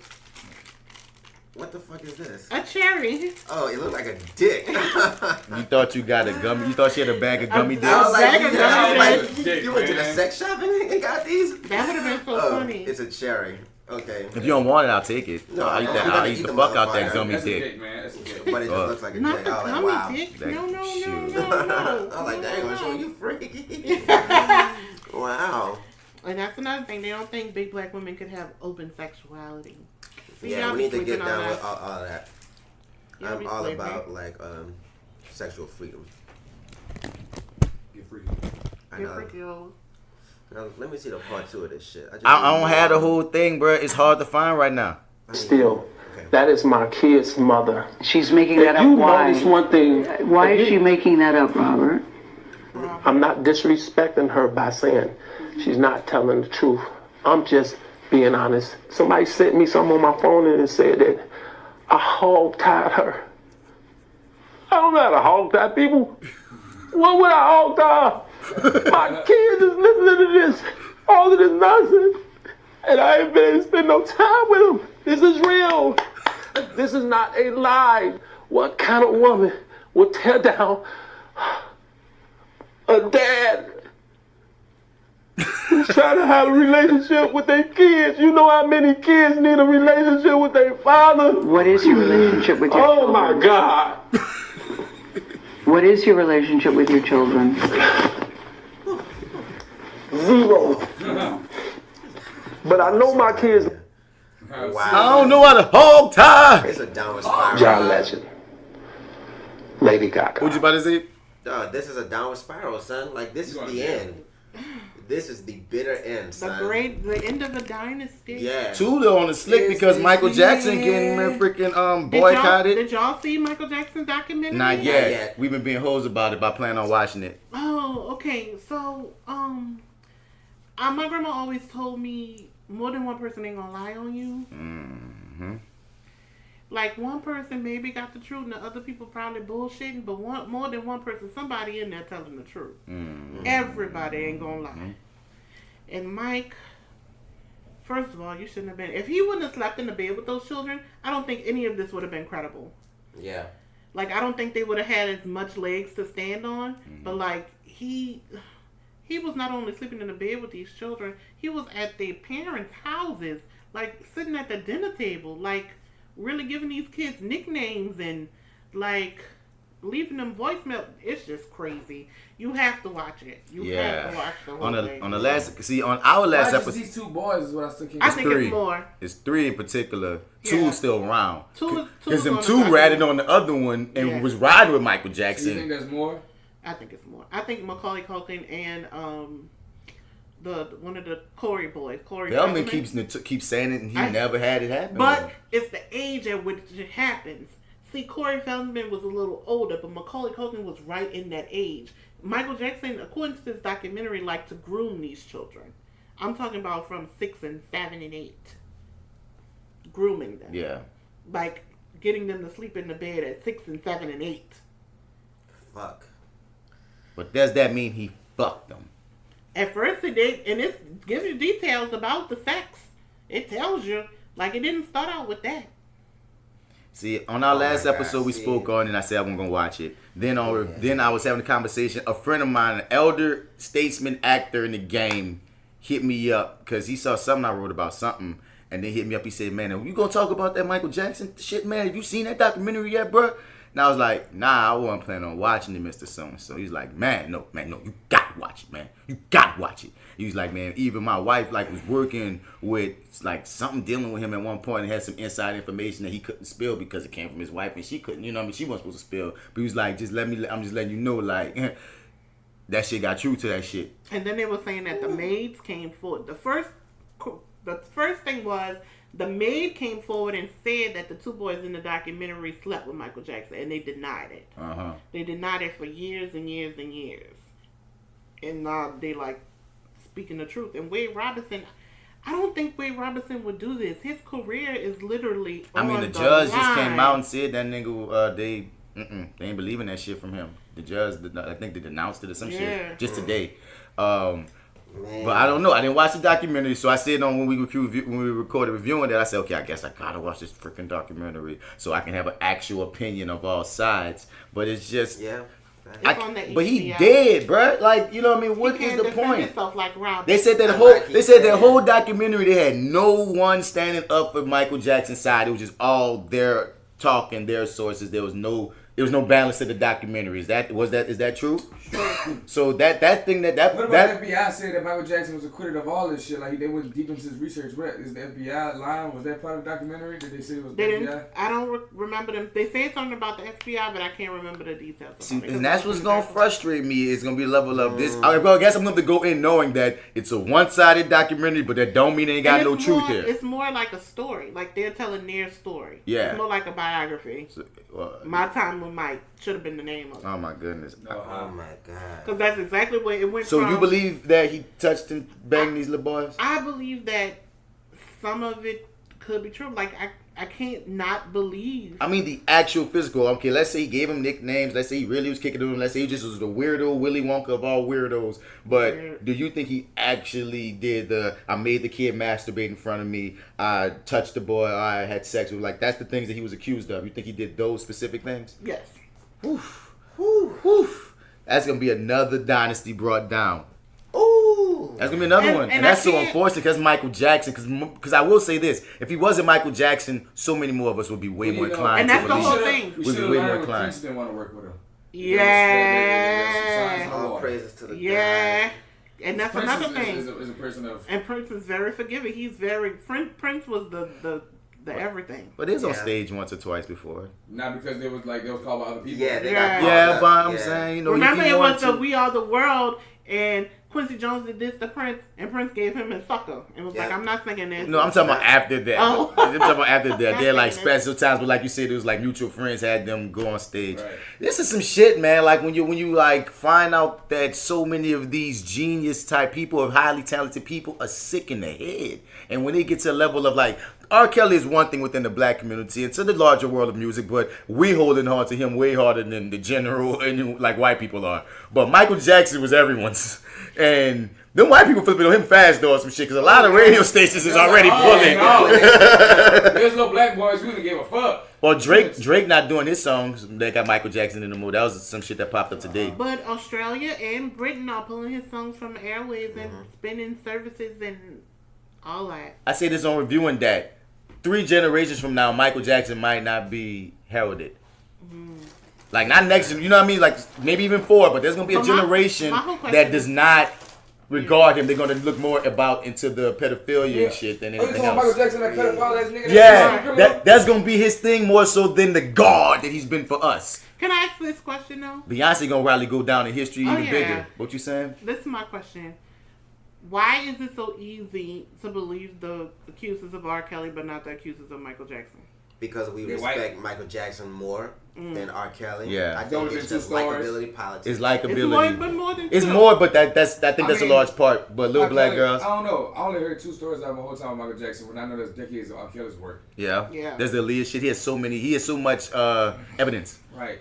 And on top of that, a lot of people in black community care about little white boys. That's that too. Like you go into what would they say? Like I'm not about to say this white family shame this black man. You feel me? Yeah. But R. Kelly shit was within the black community, like we said on the show previously, like mother syndrome of we have to protect this black man, and that's a problem. Shit, all them going down. We need to protect the black man that needs to be protected. That's the part that needs to be instilled in all of us. Because the crazy thing is, we rally behind the wrong damn people. Right. We be like free Boosie and shit when we know that nigga did it. He did this but they got an actual nigga who ain't got no name that's in this bitch like, please support me. Right. That's the motherfucker we need to focus on. But we know, but they need to be avenues to get us to get to know that person. Maybe we should ask Boosie to get him out. Maybe. True, Joseph. Listen. That makes sense to me. An ex-felon helping other people. I mean, Jigga is doing the God's work right now. That makes sense. Jigga doing the God's work right now. He's actually getting people off. Jigga can't be the only angel. Exactly, that's the problem. Because there needs to be Meek Mill too, but once again, we need more. The way Tip talk on social media, I thought he would have been the leader of the new pack. Like the way he is a social media warrior. He been doing shit. He be bought up a lot of Atlanta, giving black businesses a chance to continue to profit. His last album was basically all that type of talk of coming together. He been putting his money behind people. Yep. You hear me? But I'm gonna give Tip do his thing. But he do a lot of talking. But I know that I've read shit about T.I. doing shit. I can't say that about a lot of these rappers, especially. Especially fake. Speaking of rappers, I just want to let all of you know that I said it on today of March 11, 2019. Kanye West is starting a cult. Remember I said that. Why you think that? Because that's all them all white was? Yes. Every Sunday for the past 3 months, he's been having some sort of church. And they sing Jesus Walks every Sunday. That's a real thing. I'm about to show you on Instagram. Wow. And they get together and they be singing and very church-like. Wow. Like, if you looked at this lens 10 years ago and looked forward, it was like, this is, oh every God. Sunday. They're all wearing white in the woods. He really saw that Killer Mike shit. He doing it. He doing the Killer Mike thing. Every Sunday. They started out in this room with like different color light bulbs, but now they outside. Damn, Jesus. Wow. He thinks he's Jesus for real. And it's a choir. I don't know where he got all these people from. Miss Kanye West. You get well, Miss Kanye West. Yeah, man. And then he got his churn out there. Son, if Kanye West started cult, I'm joke, dog. Oh, I thought you said you joined, and I'm no, about to say I ain't joining. Now Will Smith made the code. I might join Will Smith code. This shit might be fire. But did y'all see about Jussie getting 16? 16 counts, boy. Black and gay, dog. 16 counts. I really think, can I tell y'all my conspiracy? Can I tell y'all my conspiracy for real? What's up? Shoot it. I really think Lee Daniels is behind all of this. Damn. Wouldn't be surprised. I really think Lee Daniels is behind all of this. I think Lee Daniels actually hired the Nigerians to do this and set Jussie up to make it look like he was lying. But why did he set up one of his most profitable stars? Because Jussie turned him down. He was his ex-lover.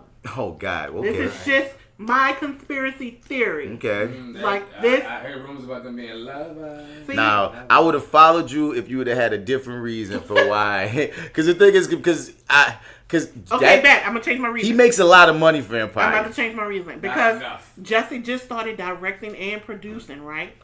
So, they feel like only one person could be on top, right? And so he tried to take Jussie out. But then Jussie survived. And when Jussie survived, he was like, he was the first person that went on social media. Oh my God, my brother Jussie Smollet. Well, how about, okay, I'm gonna give you this. Okay, let's say that's true. This is the point. This is the point I'm gonna divvy up. Hold up, Chris got all his bag action. Thank you though. He got his bag action. Y'all wait for the bag action. Microphone catches everything. Oh word. Everything. You gotta look like Santa Claus. I need you to empty that sack. Look at you getting The different. L. You're so fancy. That's that nigga drink for real, daily. But let's say. Okay, what we saying? Lee set it all up. Lee set it up. But he really thought he was gonna get away with it, but the Scooby Gang got him. Yeah. Right. See? Chris, you think that's what it is? You set him up? Their ratings up and shit. You know Yeah. what I'm saying? He didn't think he was gonna. He thought he was gonna get away with it. So let's say Jussie didn't know it was gonna happen, but Lee did hire the Nigerians, but he paid the Nigerians off to lie on Jussie. That's why Jussie's like, I don't know what the fuck is going on here. I just know I heard back and I got my ass beat. And then Lee know that Jussie was hiring one of the Nigerians to do personal training. So he could connect them. So he could connect the checks. And Lee know Jussie on drugs. Yep. He know he like Jussie a little drugs? he like a little white horse. Even though we've been laughing about the fact that he going white boy with it. Like they recently released that he's been addicted to ecstasy and shit and coke and shit. Oh, yeah, and then like that. So let's say even though we know what that is. Yeah, he likes to party. Yeah, he definitely likes to party. Ecstasy is a very good drug. Meth is a very good drug. Meth? That's a very Whoa. That's new gay. I guess that's new gay. Chris try to let us know, but I could get with that story. Okay, see? If it's that story, if he didn't know because Lee set everything up and he even paid off the freaking Nigerians, and now Jussie's like, I don't know what's going on. That's what happened. That's interesting. I think Jussie is innocent. But ain't he facing 48 years? He's facing time. Let me tell you something. Time. His money's not long enough for this kind of court, dog. And they knew it. He wasn't that big of a star. That's fucked up, dog. That he's about to get so much for just a lie when there's niggas that's done this all out the time from other races, especially white. You know, specifically white. That have lied on a major scale. And I mean just lying. We letting rapists out. We let rapists out after a couple of months in this country, and he facing real time. Nigga, that's crazy. I saw 16 federal felony charges. I'm like, what the? Behind bars, dog. They let R. Kelly out faster than they about to let this nigga out. Son, that hurt my feelings right there, dog. Like, damn, Justin. Oh yeah, Kobe did get off. I don't know if the girls ever lying. You know? I don't know, but we ain't been talking Kobe's, dog. Little regular white boys getting away with rape. And I was saying, was the white girl lying? I don't know. With that, so I mean, she got away with it too. Is what I was saying. Yeah. Man. Dog, you know. Damn, Jussie. What's fucked up about that, dog? Bruh. It's just really fucked up. I think that it's just another case of like black people versus and the racist justice system of like who they want to throw the book to fully and who they don't. Like our mayor, our representative, Jefferson. A lot of people that's Oliver Thomas. Them niggas, in our own city. They committed crimes. But the thing and is, doing face less time. Yeah. Feds.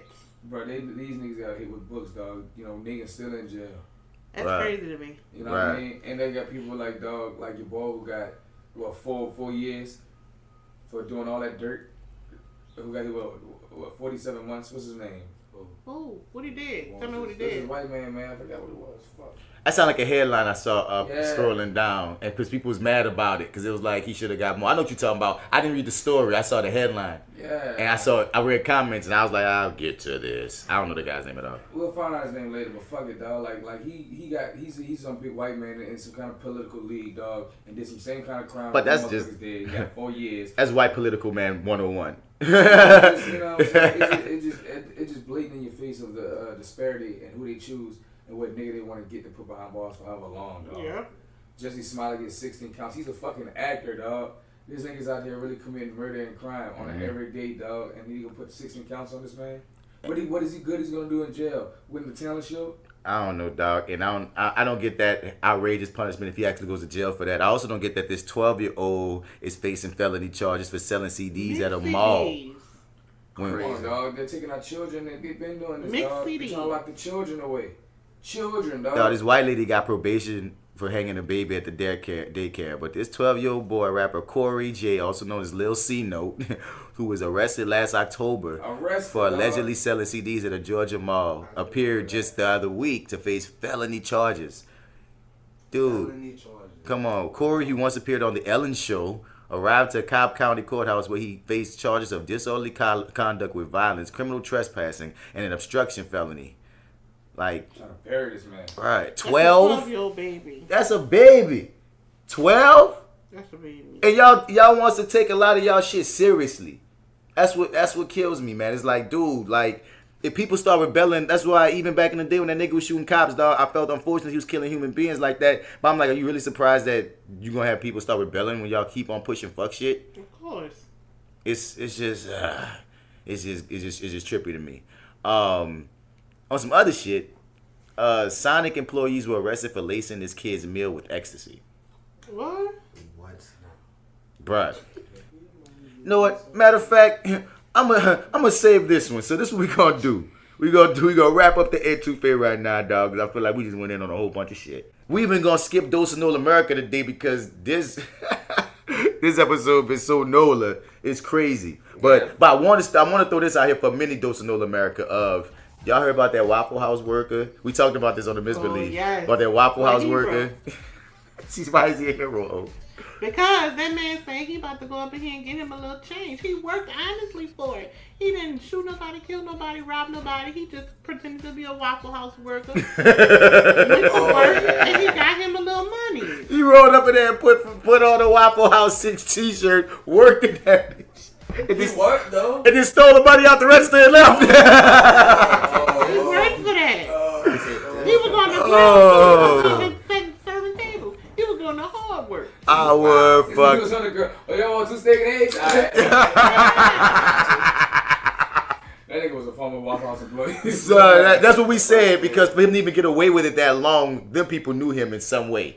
I don't think they knew He him. had to work there before. So smooth. Like, he had to work at some of them. Like, the way he came out there and cracked them eggs. Was like, I think he had to work at that one, because if a new nigga just come in doing shit, you gonna at least... introduced. Yeah, nah, he just did his... Mardi Gras chef, they told me that I'm going crazy right now, so we got time for questions. Corporate office. I honestly think, I think he worked there before. Yeah. I think he was some sort of disgruntled employee. Like, they told him not to come back, and he came back anyway, and then he wanted his money for his shifts. But somebody take all this money. Y'all forgot to give me these tip money, and I remember y'all skipped my last check, and I'm going to take one of these egg sandwiches to go. Ooh, I want an egg sandwich. And that was that dose of NOLA ETOUFEE of the day. Yeah, man. So, let's get into that NOOO, huh? Bitch, I know you lying. Bitch, I know you fucking lying. I know you fucking lying. Bitch, I know you fucking lying. I know you fucking lying. I know you fucking lying. And that's what I want to talk about, bro. These Sonic employees are arrested for lacing the kids' meal with ecstasy. Man, I hate them. They on ecstasy too. Did they do it on purpose? Look at this shit, D. Or were they trying to give it to somebody? The employees at a Sonic drive-in were arrested after an ecstasy pill was found in the kid's meal. Wow. So it's like y'all didn't like slipped out that boy hand. like what happened? Like I thought. Hold on. According to police, the 11-year-old sister was unwrapping her 4-year-old brother's hamburger and found the pill. When she opened the wrap and she noticed the pill, being an 11-year-old, she asked her parents if this was candy. Oh, that could have been tragic. Yeah, that could have turned out really fucking bad. The parents took the entire meal to a police station where a field test came back positive for ecstasy. Y'all bitches stupid. Bitch, I know you're lying. Y'all took a Tanisha Dancer along with 2 workers, 35-year-old Jonathan Robertson and 22-year-old Jose Molina. Well, y'all need to fry. Y'all going to jail. Why would y'all do that? Did the kid eat ecstasy? No, they caught it right before. They caught it right before. Goodness. Damn, son. If I was a parent, I'd be like, y'all gave my fucking kid ecstasy and know you're not getting it back. I already took it. But, What? how dare you? And when this bitch kick in, I might kick your ass. And you know, I might fuck you. Look, you looking good in that little outfit. Yeah, you smelling like corn dog. That's smelling real sick What? right now. And you got them skates on? Put a robot that ass over here, Sonic girl, give me a milkshake. And a milkshake. Let's go.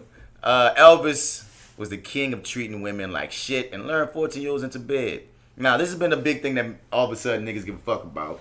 Right. But I just want to... All of a sudden. But I want to throw that at you, D. Like, what you feel about these people all of a sudden giving a damn about Woody Allen, Elvis, et cetera, when it fits the narrative that they trying to push? They don't give a damn about it. That's the whole fucking thing. They don't care. They only care now because for whatever reason they feel personally affected by all this shit with R. Kelly and Michael Jackson. It's a response to something. So I think if they actually cared about this shit, they would have brought this up a long fucking time ago. Like, nobody talks about that shit ever. Not even white people. What you saying, Lady Yo? I feel like Elvis Presley is known for being the king of stealing things. And I also feel like if you steal, you kill. That's what my mama taught me. So we don't know if this was just the beginning of him luring young girls. This could have been the beginning of sex trafficking. Because I've heard he liked them real young. Yeah. I'm talking about real young. But that not only just Elvis, Woody Allen. Like they have a list of them who just liked really young girls. Yeah, them fucking super pedophiles. Super pedophiles. And I think that if they take a look back at all of that, you will see that this whole child sex trafficking was prevalent way back in the 50s and the 40s. That's the thing. Like, they really think that pedophilia is okay. That's why I think that them people who bailed out R. Kelly, like paid his child support, you know, they got those groups of men who believe that pedophilia should be a sexuality. I wonder if it was one of them. It's not even just men. They got women that be with that shit too, Like they think that shit is like supposed to be good. Like you. Why don't the FBI just like round up all those people? Because You need some evidence. of the FBI members is With it too, it's part of our culture. We can't ignore it. This is part. I was wanting to play this because this is part of the Gayle interview where she asked him about like what kind of women he like, and internet got internet. There are older men that like younger women. Is that there you? are younger women that like older men. Are you an older man that likes younger women? I'm an older man that love all women. I'm an older man that love all women. I'm an older man that love all women. I'm an older man that love all women. I'm an older man that love all women. I'm an older man that love all women. I'm an older man that love all women. I'm an older man that love all women. Nigga. All women. All women. All women. All women. All women. All women. I'm an older man that love all women. I'm an older man that love all. But when you hear him say it in the interview, it sound like the song because even with Gayle was so you an older man that likes younger women. I'm an older man that loves all women. That's what Trinidad. Make me happy. Eric, who else will start fucking two-stepping? So he made so many songs in that interview, dog. What? Dude, he can't help it. I have a relationship with my kids and I can't do it. I'm an older man that likes all women. Are you an older man that likes younger women? I'm an older man that likes all women. that is creepy. So what age is a woman to you? Exactly. Bruh, that interview is When sick. each period? No. Oh. No. I don't know why they don't ever ask these dudes more like piercing questions. Because they, from the dump, they get told they can't. They can't. That they can't say. Well, yeah, somebody needs to fucking questions. take that bullet then, because I just asked the nigga. And yeah, but then they sue you if you try to air it. And so what? They can't fucking kill me. I mean, I get You it. ain't gonna lose your freaking I get it. No, I'm saying I get it, but I mean, but fuck. Gayle asked that question though. She was like, "Do you like, underage girls?" He was like, "No." That was the best thing she asked him. Oh no, there's an 80-minute interview. Like she asked him all kind of shit. Nigga, I feel She like pressed the fuck out of this nigga, dog. I can't believe the whole interview isn't available yet. Like, This is 80 minutes. The whole interview is 80 minutes. Yeah, we keep getting clips of it, and everybody's laughing at the clips unless you watched it live. You know what I mean? Otherwise, Right. and I ain't watched the shit live. So, you know what I'm saying? But like specifically, his people was like, you can't talk about Aaliyah. You can't ask him this. You can't ask him that. Before you don't, da-da-da-da. So it's a trippy world we live in, man. HIV is reportedly cured in a second patient, a milestone in the global AIDS epidemic. they got that fucking cure. Y'all think they got it? the cure. I think they been had the I feel like they've been at it too. Just look at that magic. Magic. Listen. What? Magic and Kanye West said that. Mm-hmm. Kanye West said that. Bruh. The real Kanye. Magic been out here living, drinking, fucking, smoking. Because he has HIV, he doesn't have full blown AIDS. But it doesn't matter, like, still, like. Didn't people die from HIV when we was in the 90s? I mean, No, there's more AIDS. So they only died But from you AIDS? gotta get, it's like, it evolves. So I'm saying, like, you had HIV once when you had AIDS, you know what I'm saying? If you get the medicine or you get the cure before you get AIDS, then you're good. If you got medicine like that, I feel like what D and O saying, they been had that fucking cure. That's what I feel like. Sitting on that hoe. It's just it doesn't make economic sense. I mean, it's Correct. Right. It doesn't. Yet. You pay more medicine for pharmaceuticals just like cancer. Cancer is curable. You think it's cured? Yeah. That's the one I really wish y'all niggas need to fucking really get that cancer one, dog. That's too much money If niggas involved. was curing niggas, dog, business would go out of business. I have Exactly. a friend. I have a friend right no more now. Prozac, Xanax, and Popsac, and whatever Zach add. All his acts is gone. I have a Jack friend Morrison. right now. Mastodon. What? I have a friend. That's right Black now. Zach. That's Black Zach. You got Zach Morris. You got Black Zach the Power Ranger. Yeah, Mastodon. Come on, don't do it. Don't do it. Let me tell you how fucked up the world is. You know they still selling Roundup?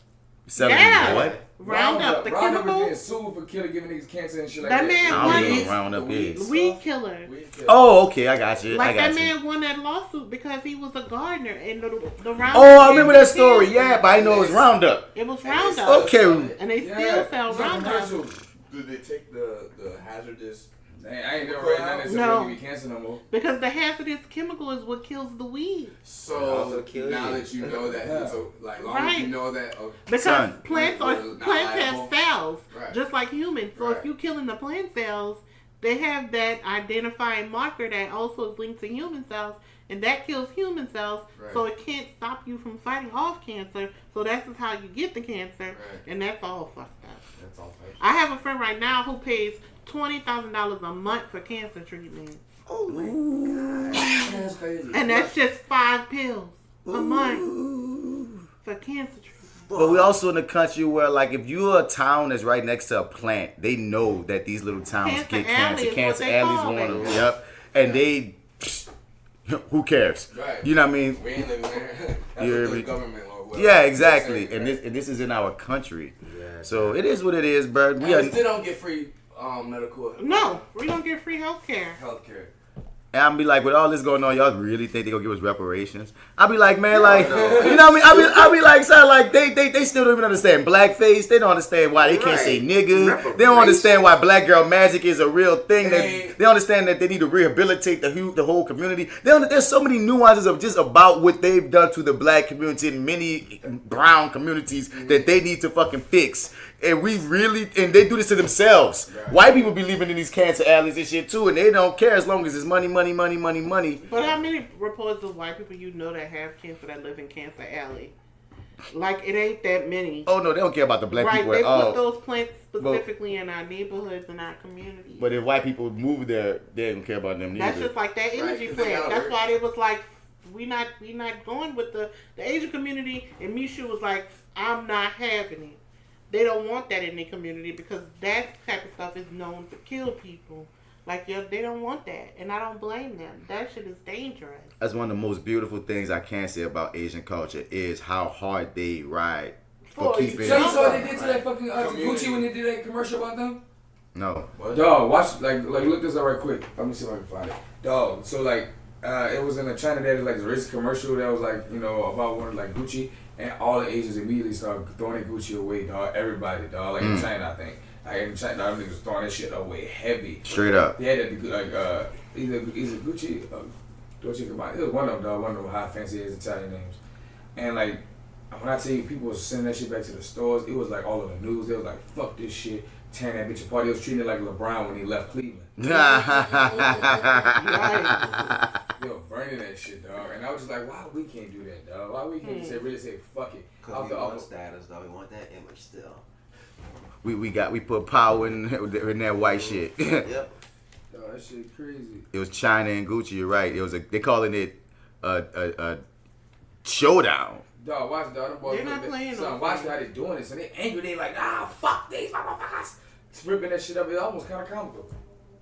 I don't know. They said something about Hong Kong.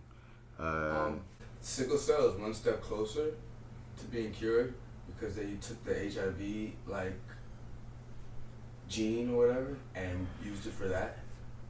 Just related to that too. I saw that on a website today. And only black people have sickle cell. Oh wait, no, I'm sorry. I read that wrong. It's Dolce & Gabbana because apparently they did an ad. Yeah, dog. Why is Luxury fan? They did an ad. Some racist ass ad in China. Wow. I will have the time right now to really get into it. They had to apologize. I want to see this freaking ad. Where is it at? They sold it to. There it is. Okay, racist Dolce & Gabbana ad. What is this? Oh, they got chopsticks involved. They look good. A Chinese woman attempts to eat pizza with a pair of chopsticks. Wow. That is racist as while fuck. a male voiceover gives her directions.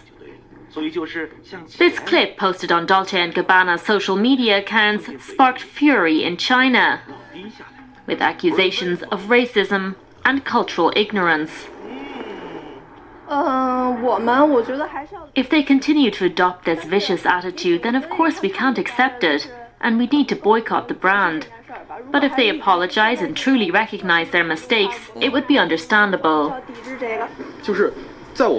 We think Dolce & Gabbana's ad was biased and showed misunderstanding towards China.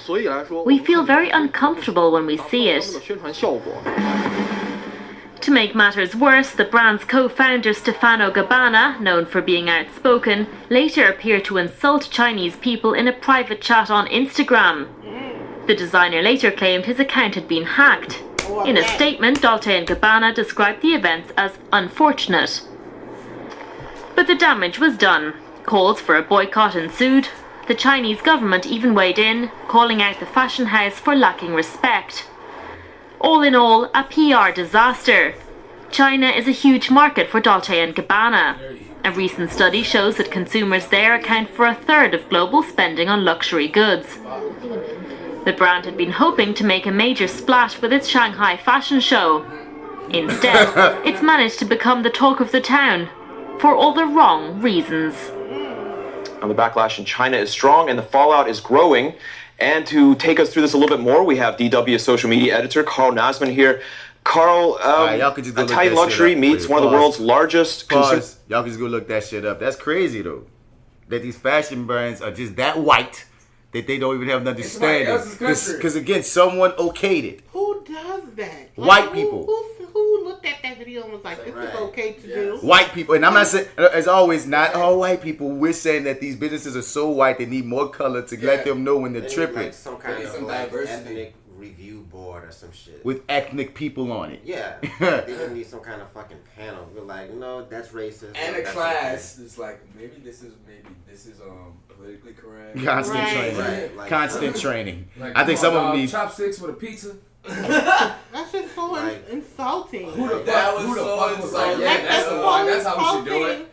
Like, they don't even understand that. And let's clap at the end, like, ooh, good China guy. Right. Yeah. The clap was You hard. don't understand that what? Like, I don't understand. Nah, I put my side for you. Right, they don't, right. They might as well put that, dog. In their mind, they probably like, oh my God, this is the best thing ever. Innovative. Like, innovative. No one's eating pizza with chopsticks because it's not something you do. They don't understand. This is not how we live. This is the best thing since Medea. Man, fuck them, man. Let's get to the hero highlight. I'm tired of them doing that to all us color people. You know what I mean? Because, like, dude, like, it's like you understand that the game is run by the majority. Fine. But they got to be somebody. I mean, y'all got to at some point realize we tripping. See, in America, it's 13% of us. Right. You can't go in China. You can't go to their market. But that's what I'm saying. At some point, someone got to point out your arrogance to yourself that, look, bruh. Like, boy, you fucking, this is the whole country. You gonna just come in here with your white ideas in the whole country, dog? This ain't America. Yeah, that's stupid. Nigga, there's 100% of us. 100%. It's Chinese people here, son. It's like, what? Y'all the minority here, son. Like, about 5%. We'll kill all y'all. Can we make a Wakanda? Can Wakanda happen? Where's Wakanda? In Atlanta. Akon, what's popping? You think it's in Atlanta? I don't think Wakanda in Atlanta. Killer Mike. I don't know, dog. We gotta change Atlanta. It could be better. I think Wakanda could be here. The HIV is too high for it to be Wakanda. No. Well, so, but now we have a second person cured, so we can start curing motherfuckers in the next 10 to 20, hopefully. Let's start doing that then. You should start running around injecting niggas, like hit niggas with needles, like We get a whole bunch of like Green Arrow niggas has just got boy arrows and hit niggas with that. AIDS cure. You get an HIV cure. HIV cure. Bing, bing, bing. You know them clips of that shit just right, automatic. Let's get to that hero highlight, man. And we all happy, feeling good inside. Cause people are doing good in the world of pure defuckery. Like the shine a light, on a person, on a nigga, doing good. In the pure world of pure defuckery. Fuckery. Alright, man, who we doing today, man? LeBron did something good. I mean, it's a whole article, but I just want to shout them out. Yeah, Black Brothers Got to Heal. I remember I posted about it. Meet the Baltimore yogi helping black men heal through yoga. It's okay to love yourself. Changa Bell of Baltimore grew up watching his father do yoga, but he wasn't very interested in the discipline throughout most of his life. That all changed in the early 2000s when Bell began suffering from a heart condition that he says...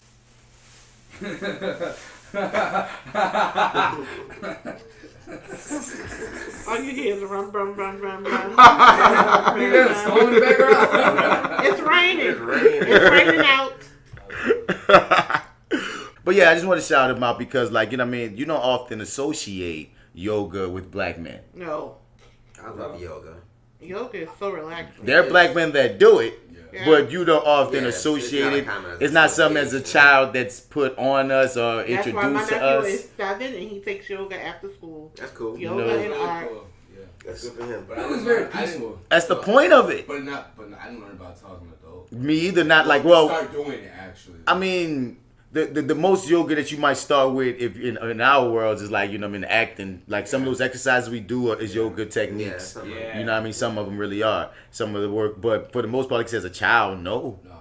No. So it's cool that, and a lot of kids need meditation because we read about a school that instead of detention. Yeah, they do yoga. Meditation. I think that's great. Yeah. I fucking right, boy. Sit your ass down and get your motherfucking ass in position. Right. And calm down. For real. Close, nigga. For real.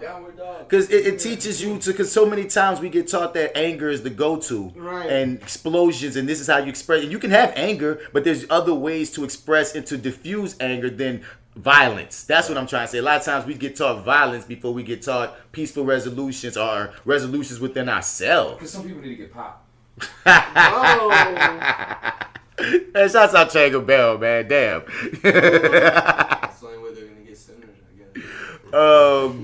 Jay-Z is here again. Once again, over the Hall of Famers. See, he got a halo and he's all wearing all white now. You know, he's transcended. Transcended? The Illuminati? No, he's beyond that. Oh. He's so beyond Illuminati, he's taking down the Illuminati.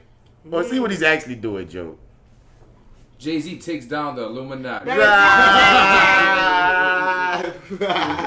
Jay-Z's Rock Nation helps get Pledge of Allegiance case against 6th graders dismissed. Come on. Why was that even a case? Right, bro. Right. How's this a case? But the boy didn't want to stand up for the Pledge of Allegiance, so they arrested him. They were trying to make an example out of him. How old was this? 6. 6 years old. So he's like 10 to 12.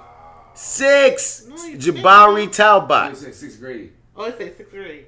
So he's like 12. Oh, yeah. So he's like 11. 11 or 12. Even worse. 11. 11. 11.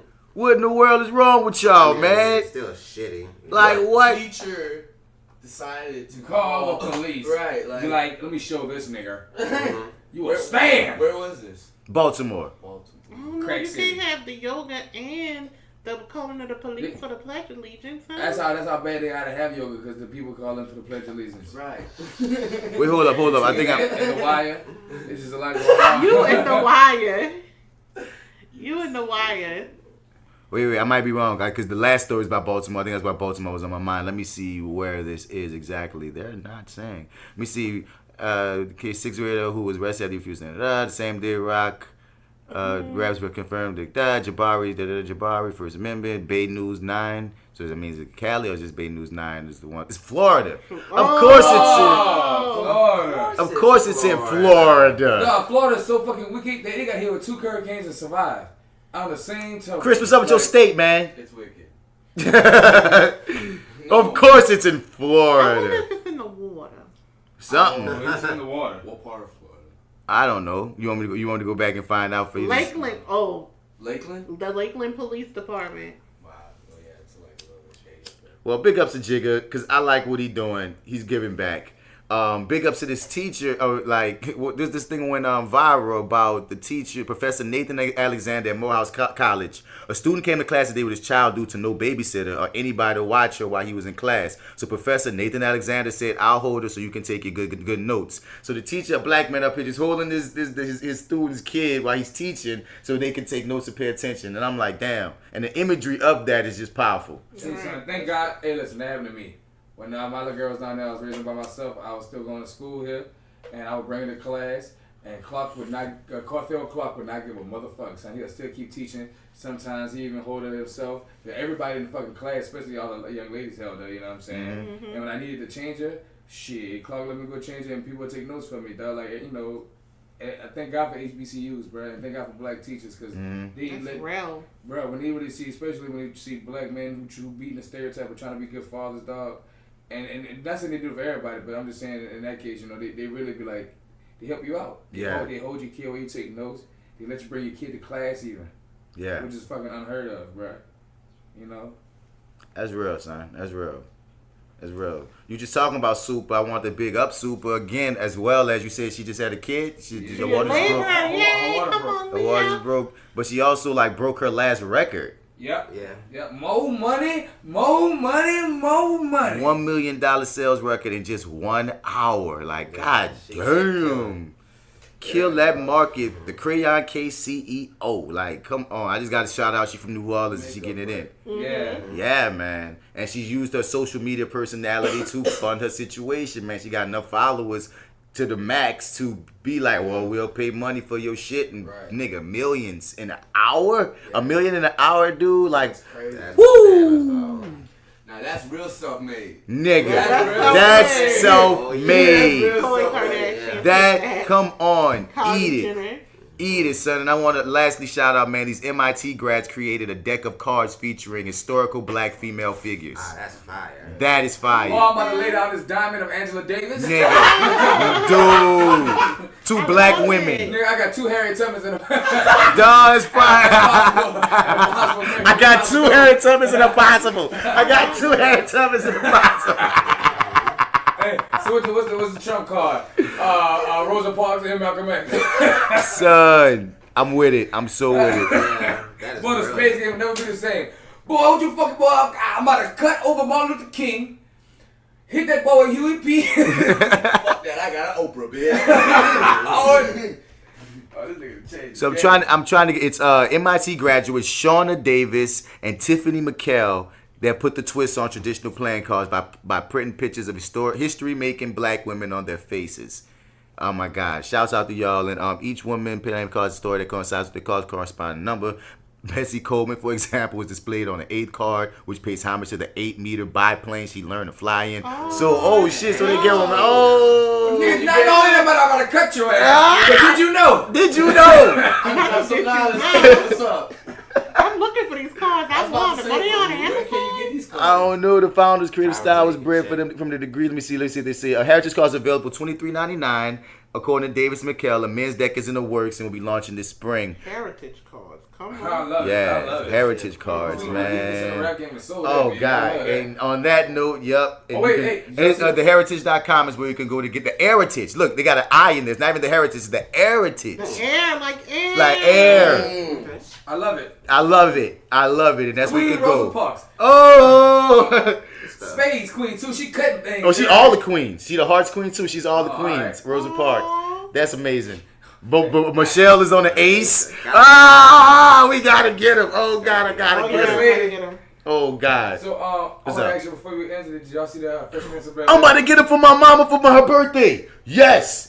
Thank you. I'm sorry, Joe. She gonna love those. I'm about to get it for my mama for her birthday. Did What y'all you see saying? the Fresh Prince of Bel-Air trailer? I saw that someone tagged me in that, and I just ain't watch it yet. What is it? This is a fan made trailer, but I didn't watch it Real yet. life Fresh Prince of Bel-Air trailer where like shit get kind of dark. Yeah, I saw it. Like a nigga really going some shit in the hood and has to I see mean, his rich family. we can say that for side. They on some shit, dog. Like I didn't see it yet, so I won't give it the hero highlight without watching it. Alright, cool. I thought y'all saw it. Because I feel like that's something we would probably watch live on side A and then run it. Let's do it. So let's put that some side A shit, man. Let's get up out here, man. Hit us up at flywithbats@gmail.com. We want y'all to be part of the conversation. Also, if you want to talk, if you want to refer a movie to us at Reviewing That, at the Reviewing That show, it's Reviewing Dat with a D at gmail.com. As we always say, you refer it, we review it. No matter what it is, we get it in. Anything else? This is that actor guy, Martin Bats Bradford. You can find me on all your social media platforms at Mr. Bats. Spell it Mr. Outer, you ain't gonna find me. And for sideB, episode 78, man, that's me. Oh, I'm sorry, you guys. I'm not used to being in this order. Hi, it's me, Oshun. Thank you guys for helping me today. Thank you. Such a great time being in this environment. I think I'm kind of high. That's okay. It'll pass. Oh, you can follow me again on Instagram at OshunSL11 or on Facebook at Oshun Sanju Lily. Thank you. Boom. And it's me, your boy D Mac. Catch me on Instagram, FrenchBread.kid. Not too much on it, but you can follow me also at your Dig Brand LLC, and you can find everything. And that's me for side A. It's B.